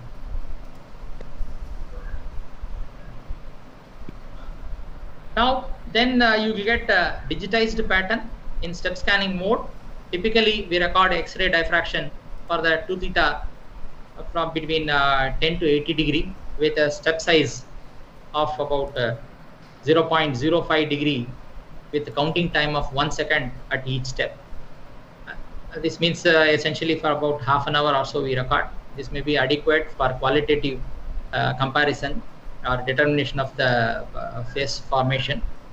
However, if you are going for crystal structure determination, we have to record at least for 2 to 3 hours, depending upon the type of material, and also the step size, preferably 0.02 degree per second or 0.01 degree per second as a counting time.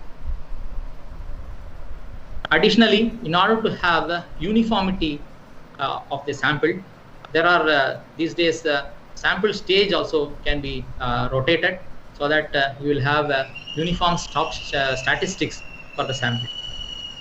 As you all know, this technique is non-destructive. Whatever powder you are using is available for some other analysis, and this is true with respect to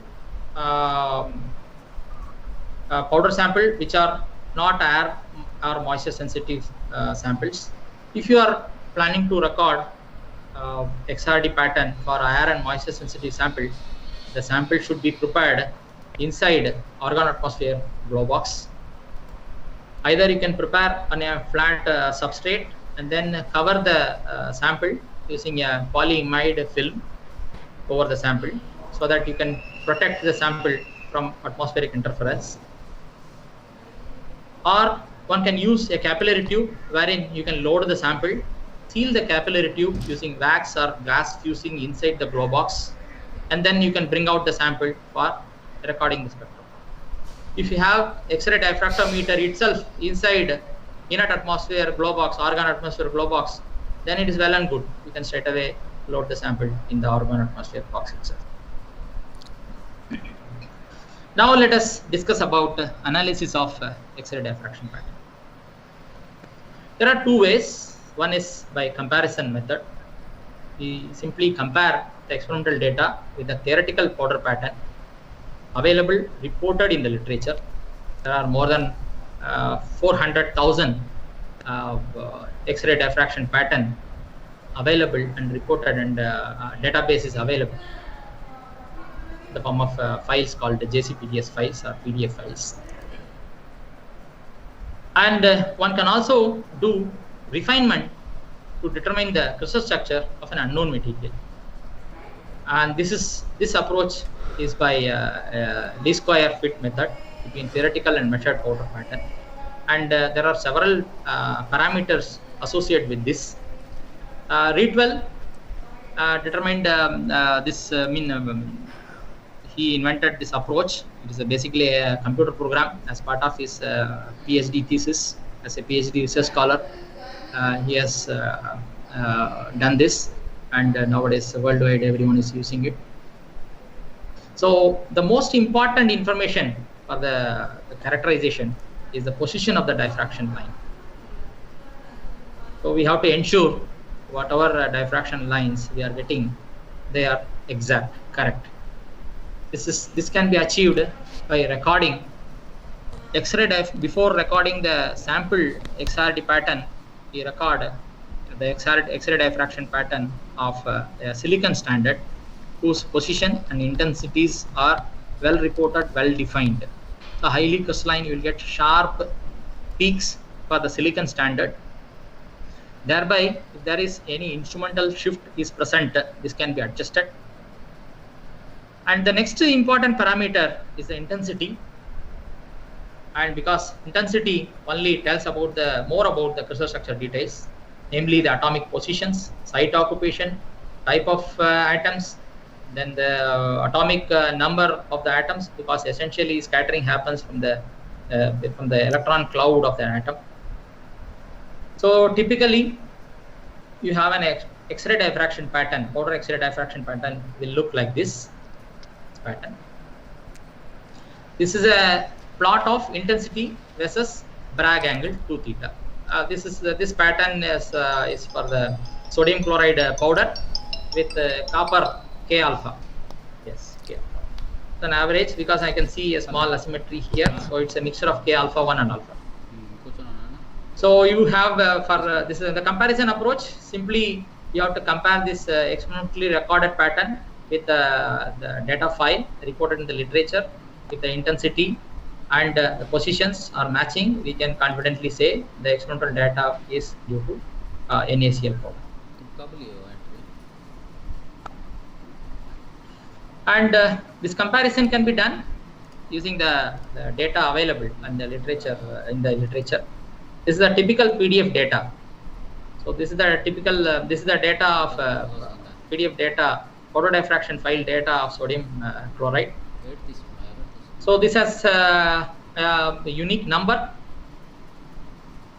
and this also gives the quality details. A star quality means it's a very highly reliable data, and you have the name, formula, name.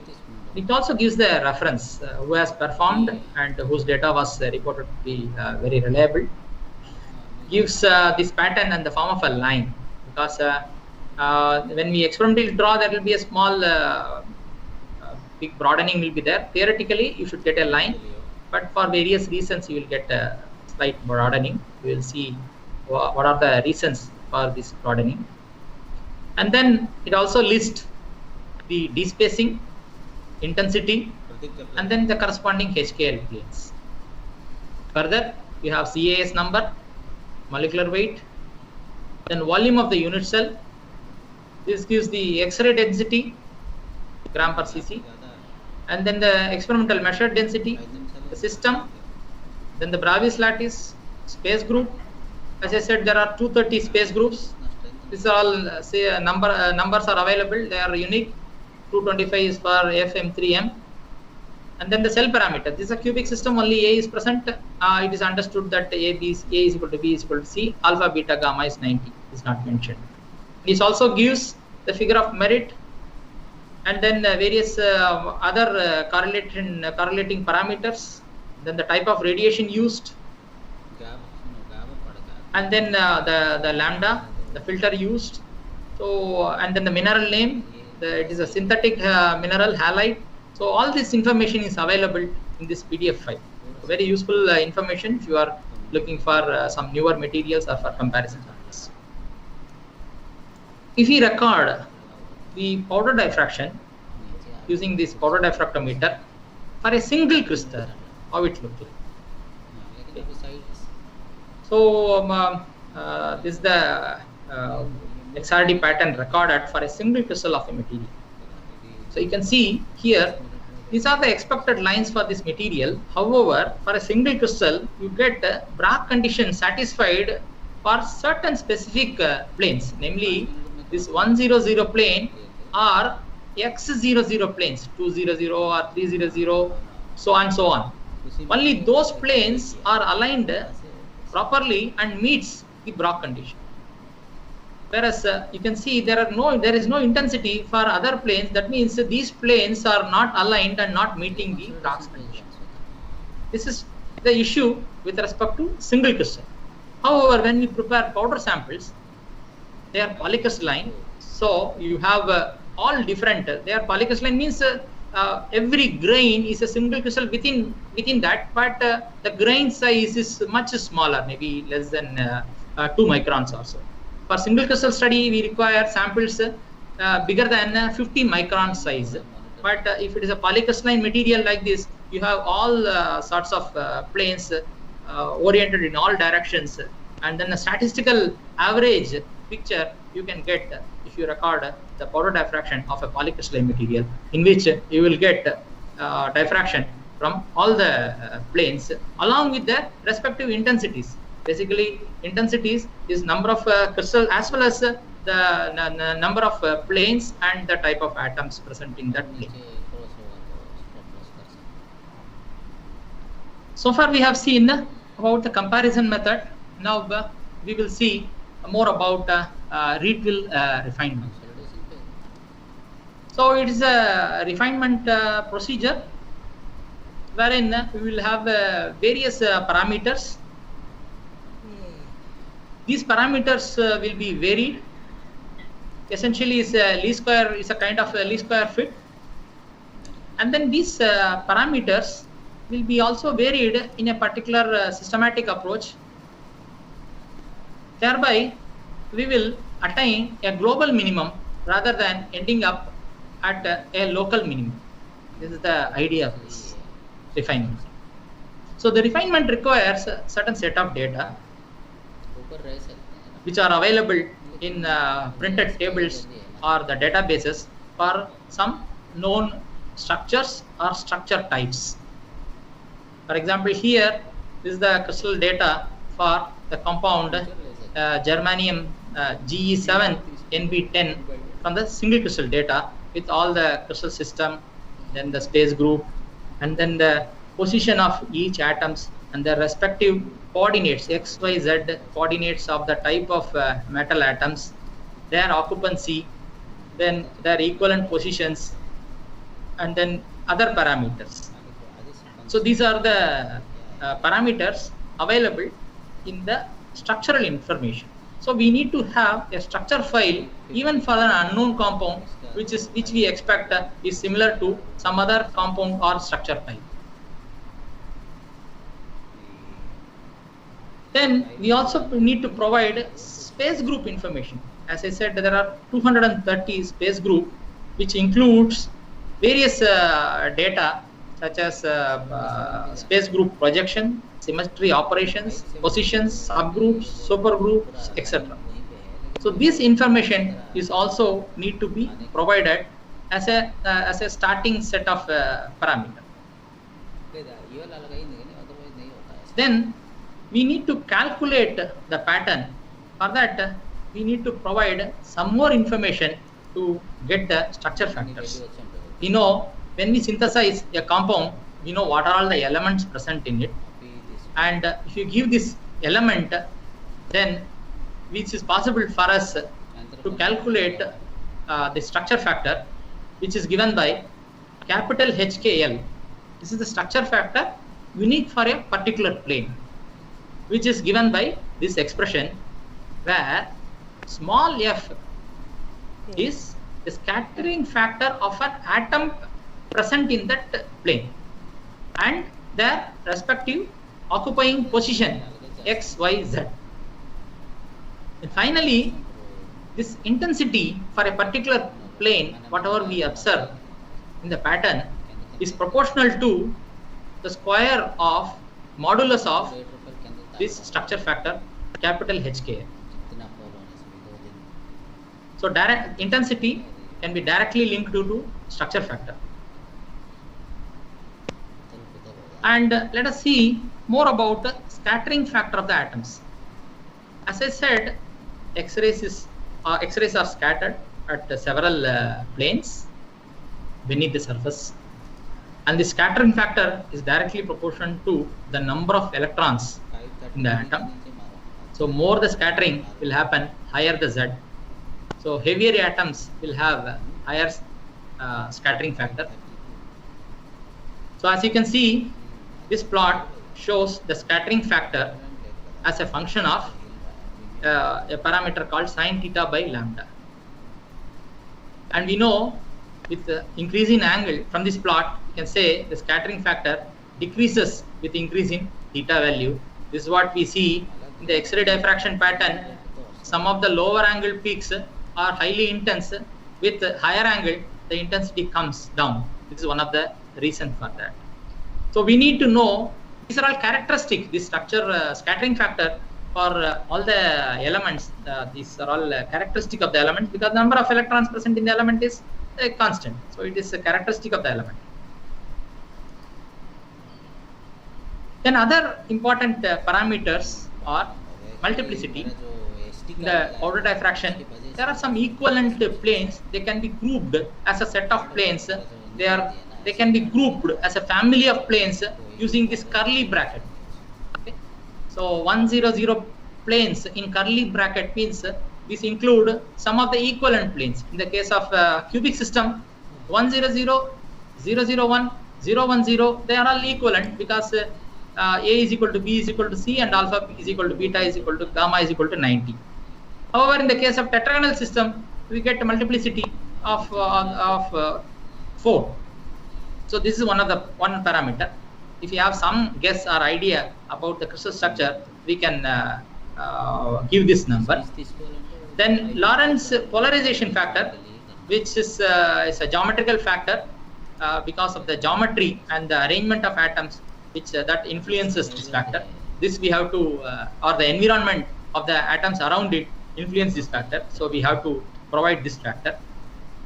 And then there is a temperature factor, which is also called a displacement factor, because we all know these lattice parameters are statistical average of the vibration of these atoms, the equilibrium position of these vibrating atoms in the lattice. So higher the temperature, this vibration will increase, then that results in broadening of peak because of partial constructive and destructive interference of X-rays, resulting in this diffraction at unique angle. So these parameters also should be taken into account. And also there can be some isotropic or anisotropic effect. So if it is elongating, if it is on heating, if the unit cell is expanding in one particular direction, we can say isotropic. or in all direction we say anisotropic. So this temperature factor is another factor to be considered. So the full model for Rietveld analysis is given by this expression, which involves the intensity of a particular HKL plane, one particular plane. So far we are talking about one plane. So this one particular plane, it is related to structure factor, temperature factor, Lorentz polarization factor, and then multiplicity factor. So these factors are we have to tune or optimize simultaneously in order to get a good match between the experimental data and the theoretical data with respect to the position and intensity. But we also need to observe the quality of our approach. Okay? The refinement can be structure related, profile related, instrument related. So once we have to set right the instrument related issues, then profile related issues, then we have to go for fundamental parameters, which are structure related things which we have seen. And we also monitor the progress of this iteration procedure, that is given by a parameter called chi-square, which is given by this expression. Essentially, the difference between the observed intensity and calculated intensity for a particular plane is monitored simultaneously, and then a summation of all those values. Okay, this is generally represented by chi-square.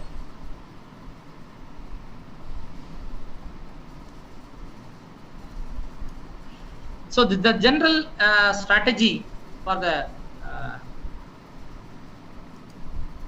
Rietveld refinement is parameters are refined step by step.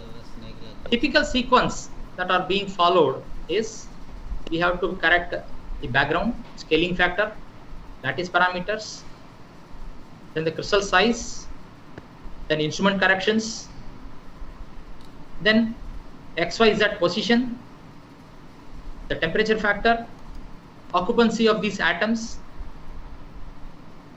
and then there is a possibility your experimental data may have some strain information or preferred orientation. We have to account for it in order to have a best fit. So as I said, it's an iterative procedure. We may follow some approach, some sequence, and we have to continuously monitor the quality of data, the figure of merit given by chi-square, and we need to look for continuous decrease in the chi-square value. We have to see the profile, we have to monitor the best match between the experimental data and the fitted data. At the same time, we have to monitor the chi-square value that should keep decreasing as we iterate further. At some point, if the chi-square value increases, if you find an increasing trend, then we need to again go back, refine the parameter, and then follow the sequence again. So finally, you will get beyond certain point, you will not be able to refine further.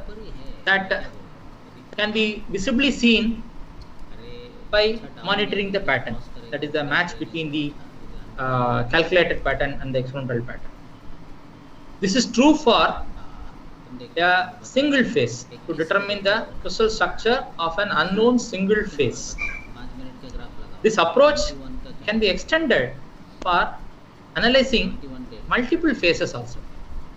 Here I have shown one example wherein you have 3 phases, namely vanadium silicide VSI2 and aluminum and silicon.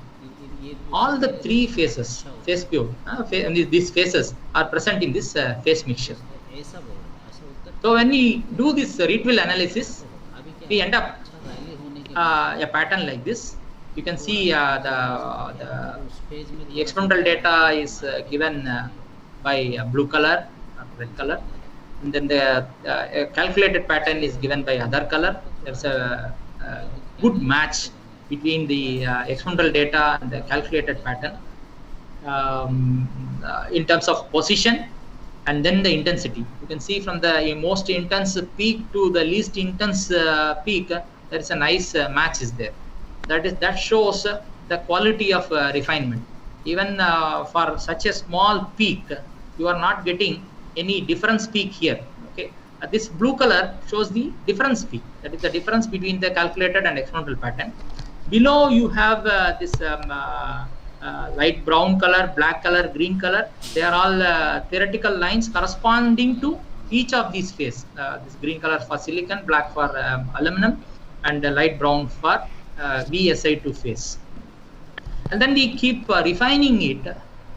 You may have some standard pattern for VSI2 or aluminum or silicon. No, for this standard pattern may be available, but lattice parameter we need to refine. When we do this refinement, the theoretical value expected is this, but when we do the refinement, it end up here. After all iteration, all instrumental correction, we end up here.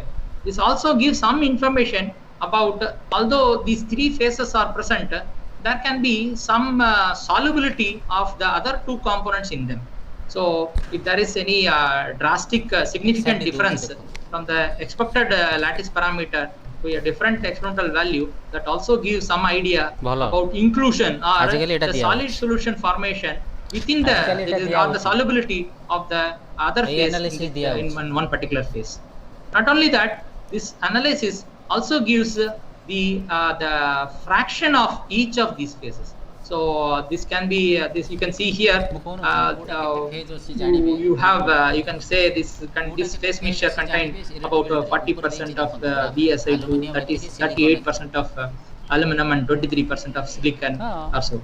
This can be the software will take care of the whichever way you want. If you want to volume percent, it can give in volume percent. If you want in weight percent, it can give in weight percent. So these days it is very easy. Apart from that, XRD is also helpful to determine the crystallite size, and then also which is reflected by peak broadening, and also about microstrain, that is also will be reflected in the peak width. And these sorry, yeah, hello, another is there any time limitation? I will try to finish in another 10 minutes. Yes, sir. Go ahead. Yeah. Okay. Shall I continue? Yes, sir. Yes. Okay. And these XRD equipment, they have in situ capabilities too. For example, you can record as a function of time, because you can monitor the reaction, any reaction as a function of time. If you want to monitor, you can do that. And you can have an high temperature attachment to this sample holder. So you can also record the XRD pattern as a function of temperature to determine the phase transformation, etc. And you can also carry out at different gas environment. You can do it in vacuum or reducing atmosphere or oxidizing atmosphere. So all these things are possible. As I said, the crystallite size determination can be done from the peak broadening. This is given by Scherrer formula, given by this expression, where B is the 2 theta angle, and then K is a constant, lambda is the characteristic X-rays, L is the crystallite size, and here the theta is the Bragg angle expressed in radians. Okay, we can also determine the microstrain in the similar approach. We can also separate the microstrain and crystallite size using Williamson Hull plot, which I will not be touching upon. So essentially, this is the X-ray diffraction pattern, which is a plot of intensity versus Bragg angle. So we are very the very important parameters are peak positions, which determines the dimension of the unit cell, peak intensity, the content of the unit cell, peak broadening tells something about the strain and the crystallite size, and various other broadening things are there. In order to determine the crystallite size, we need to subtract all other broadening parameters responsible for broadening. We have to identify the exact peak width, which is responsible only due to crystallite size. Then only the crystallite size determination, X-ray crystallite size determination will be more accurate.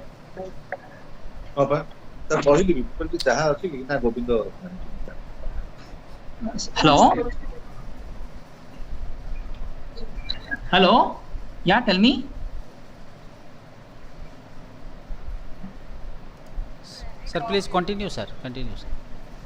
Okay. Another 3 slides. Another 5 minutes shall I take? Yeah. Sir, you have So time. I will, You can continue, sir. Okay. No problem. Thank you. Okay, I will just touch upon one particular application. For example, phase diagram determination using X-ray diffraction technique. Let us the aim of, let us say, the aim of the experiment is to determine the ternary phase diagram of PBCRO system. So prior to that, we have to carry out our experiment in such a way with minimum efforts we should be able to determine the phase diagram. So to start with, this is the schematic representing this ternary phase diagram. So to begin with, we know from the literature what are all the compounds present in the respective binaries. For example, in this case, the PBO system, we have PBO, PB2, O3, PB3, O4, like that. In the case of CRO system, we know the more stable oxides is Cr2O3 and then CrO3 and all is present.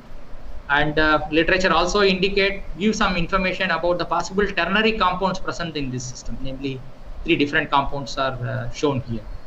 So when we want to carry out some experiment, we will the isothermal section of this ternary phase diagram. Prior, we do not know any idea about this phase diagram. So we simply, and we know from the phase rule, that in the ternary system, you can have a maximum of 3 phases can coexist. You apply a phase rule, no? F is equal to C minus P plus 2. F is equal to C minus P plus 2. If you apply, if you know the number of components and number of phases, if you have a constant temperature and pressure, or in an isothermal ternary phase diagram, you can have a maximum of 3 phases can coexist. It can be 2 or 1, but a maximum of 3 phases can coexist. So this is the prior knowledge about phase diagram. So what I do, I can draw imaginarily, I can draw triangles, imaginary triangles connecting all the known compounds in both binary system and ternary system. So I simply draw dashed lines, okay? And with the minimum number of samples, I should be able to establish these phase diagrams. So I choose the overall composition in the phase diagram such that which is with from the phase analysis, we will be able to determine the phases unambiguously. So what we do is, for example, for the overall composition here, my starting material can be lead, Cr2O3 and this compound, or I can take lead, chromium and this compound. Because this is my overall composition. The starting material can be different. I can choose any different set of starting materials and the corresponding amount such that the overall composition falls here in terms of this PBCRO composition. So I take this material and then pelletize, take it in a alumina crucible and seal it, and then I vacuum seal it in a quartz tube, and then whatever temperature is of interest to me, I equilibrate this sample putting it in a furnace for long equilibration time, and then after equilibration I quench the sample and then analyze by XRD. After equilibration, then I take X-ray diffraction pattern. I get a forest of lines representing the signature of various phases present in the system. So from the literature, I know the peaks corresponding to these compounds. So we can assign these peaks, and then once we know these are the 3 phases that is going to be present for that overall composition for this temperature, then I will be able to, like that, if I can do for different composition and different temperatures, then I will be able to get the phase diagram for this ternary system, PBCRO system, which is valid for this temperature. These are all the phase fields.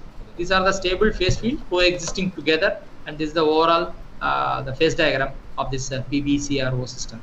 Like this, we can carry out phase diagram determination with the help of XRD, high temperature XRD in combination with other techniques like DSE or DTA, we will be able to determine phase diagram. This phase diagram, as you all know, forms very important, gives important information about the thermal stability and the interaction, and also forms a very good database for computation of higher order systems. So for computation of higher order systems, we need to have the experimental data of lower order systems. So as you all know, binary systems almost it's complete. It is very exhaustively covered. Whereas if you add one element, if you say take the ternary, and the number of such systems are huge, and whatever experimentally determined are very less. And this is the case, then performing the space diagram work or thermodynamic measurements for a higher order system. For example, if you take stainless steel, we all know stainless components of stainless steel, iron, chromium, nickel, molybdenum, manganese, and depending upon the type of steel, variety of elements are added for improved properties. Okay, so you have to compute for such a higher order system. It is very difficult. So we have to go by trial and error or by computational approach. By computational approach, for computational approach, we cannot get the data from air. We have to perform experiments. So the input in the form of phase diagram and thermodynamic data of lower order systems, namely binary and ternary systems, will be an input for computational also. So let me summarize. So we have seen so far about X-ray generation, then about crystal structure. Then we also discussed about the XRD principle, Bragg's law, and then the instrumentation. Then we also touched upon this analysis, the comparison approach and ritual analysis. And then finally, I also showed one example in this application, which we used for our studies. And I'm thanking you all for your kind attention, patient hearing. Thank you. Hello. Hello. Yeah. Thank you. Thank you so much. It was such an excellent presentation on many informative concepts on X-ray technique. You are not audible. You are not audible. Now, okay, madam. Some echo is there. Just see. Just a second.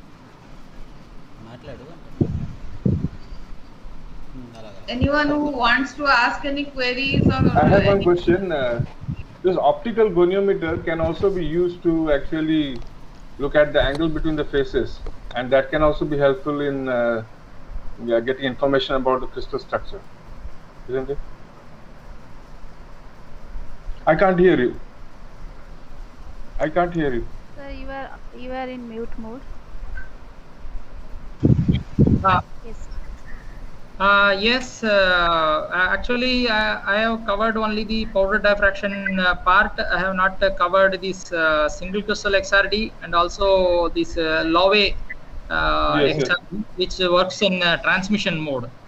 Only this because the angle between the faces has a very good relationship with the unit cells of the crystal. Yes.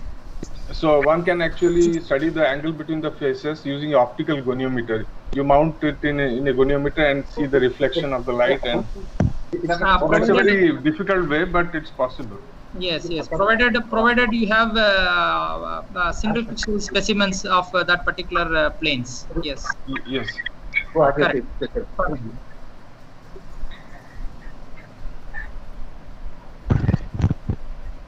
Okay, thank you very much, sir. Okay, thank you.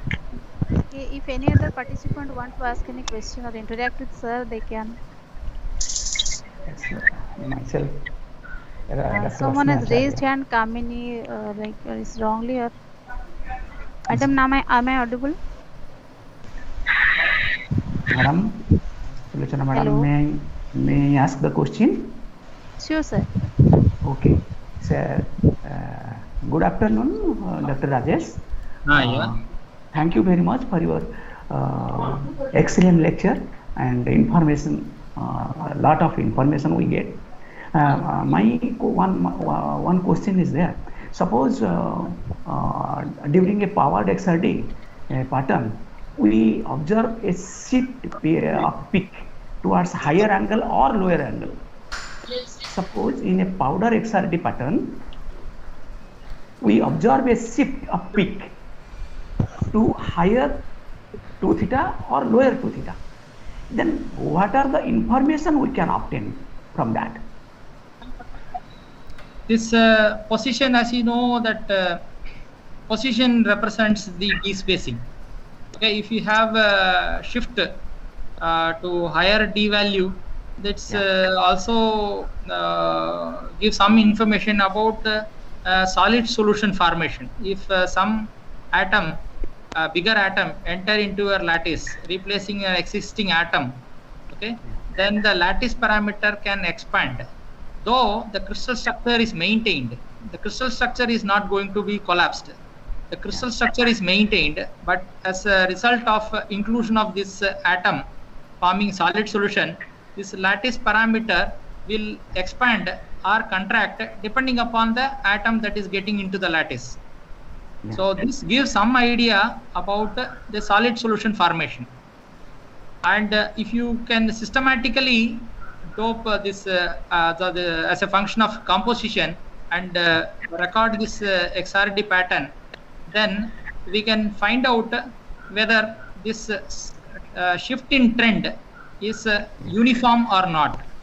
If it is uniform, people say this follows Wegart's law. There is a law. If you have two phases, if you have the lattice parameter of both the phase, then if it forms a straight line behavior, then we call it as a Wegart's law. And there can be some deviation also.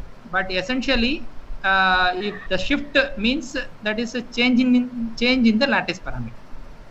Okay. If it is to lower angle, if it is shifting to both. For example, lower angle means higher D, higher angle means lower D. Yeah. If a smaller ion is entering into a bigger ion lattice, then you will have contraction. If a bigger ion entering in a smaller ion lattice, you will have expansion. Accordingly, you will have a shift in the right side or left side. Okay. Can we get any information regarding the sheet-like structure of a material if the peak is shifted to lower angle or higher angle? Suppose a material is having a sheet-like structure, or it is just moving towards to be a sheet-like structure. So in that case, you are saying some X-like structure. What is that X? I didn't get it. Slit-like structure. Layer structure. Layer. Two-dimensional structure. Okay. Okay. For X-ray active, you should have several planes. Of the order of around 1000 angstroms or so, you should have that many number of planes should be available. If the number of planes are reduced, as I said, that in turn tells about the crystallite size. If it becomes nanocrystalline or a two-dimensional structure, usually you will get broadening of peaks because of partial constructive interference. So as a result, you will not have a unique Bragg angle. Instead, you will have a non-Bragg angle diffraction also, which will spread out over several degrees. But if you reduce further, it becomes just a two-dimensional structure. You will not get that information. But however, you can do glancing angle XRD, which also I did not cover. For a small, yes. Okay, thank you, sir. One query. You will be able to get information about thin films or sheet-like structures. Okay. One query can I get? We have some samples which need low angle XRD, means below 5 degree 2 theta. Yes. So can you have that facility, and we can get help from you? Yes, we have the facility, but at the moment the glancing angle part is not working. We are trying to rectifying it, but it will take some time. However, this facility is available in our center, not in my in our division, but some other division it is available. It can be pursued. Okay, I will contact you regarding this later on. So thank you, sir. Thank you. Please contact. I will give the proper direction to you. Okay, thank you, sir. Thank you. Okay, thank you, sir. So if any other query anybody can ask, otherwise we'll end the session. Madam, am I audible? Okay. Is there any other query from anybody's side? Okay, sir. Thank you so much. I think there is no more questions. Sir, actually, the lecture was truly inspiring and innovative. It included many informative concepts like XRD pattern of different molecules, gravistatistics, XRD principles, XRD diffractometer, analysis of XRD pattern, and so many. Actually, in today's era, it's very useful and informative for all of us, particularly for those who are involved in the research area of characterization of materials. Like sir asked you many questions, very informative are those. Again, on behalf of the inter members, I want to thank you for being with us and sharing your knowledge with us. Thank you so much, sir. Thank you. Thank you so much. Thank you all for your patient hearing. And also, again, thank Professor Sujata Mishra for inviting me for this talk. Thank you. Dr. Rajesh, thank you so much. You have explained so lucidly and it was excellent lecture. Thank you so much. I'm grateful to you for your kind cooperation. Thank you. Thank you. So, participants, yes, madam. Okay. So, dear participants, actually, the faculty development program is the celebration of different knowledge. I hope this faculty development program will add new ideas and new memories to everyone. And tomorrow we will meet here with some new ideas by another two eminent speakers, Dr. GVS Ashok Kumar sir and Dr. S. Vijayalakshmi madam, on different important topics. So tomorrow you join in time. That request I want to request you that please join in time, because our invited speakers are actually joining in time, or I can say they are joining before few minutes. So I request for your sincere participation for the next days of this faculty development program. We will sharply will start the session at the scheduled time when the honorable speaker joins us. And may I now, with due permission from our head of the department, the convener of this faculty development program, announce the closing of the today's session for this 5 days faculty development program. Thank you all for your active participation and patient hearing. Thank you. Stay safe and have a good day. Thank you, Doctor. Thank you, madam.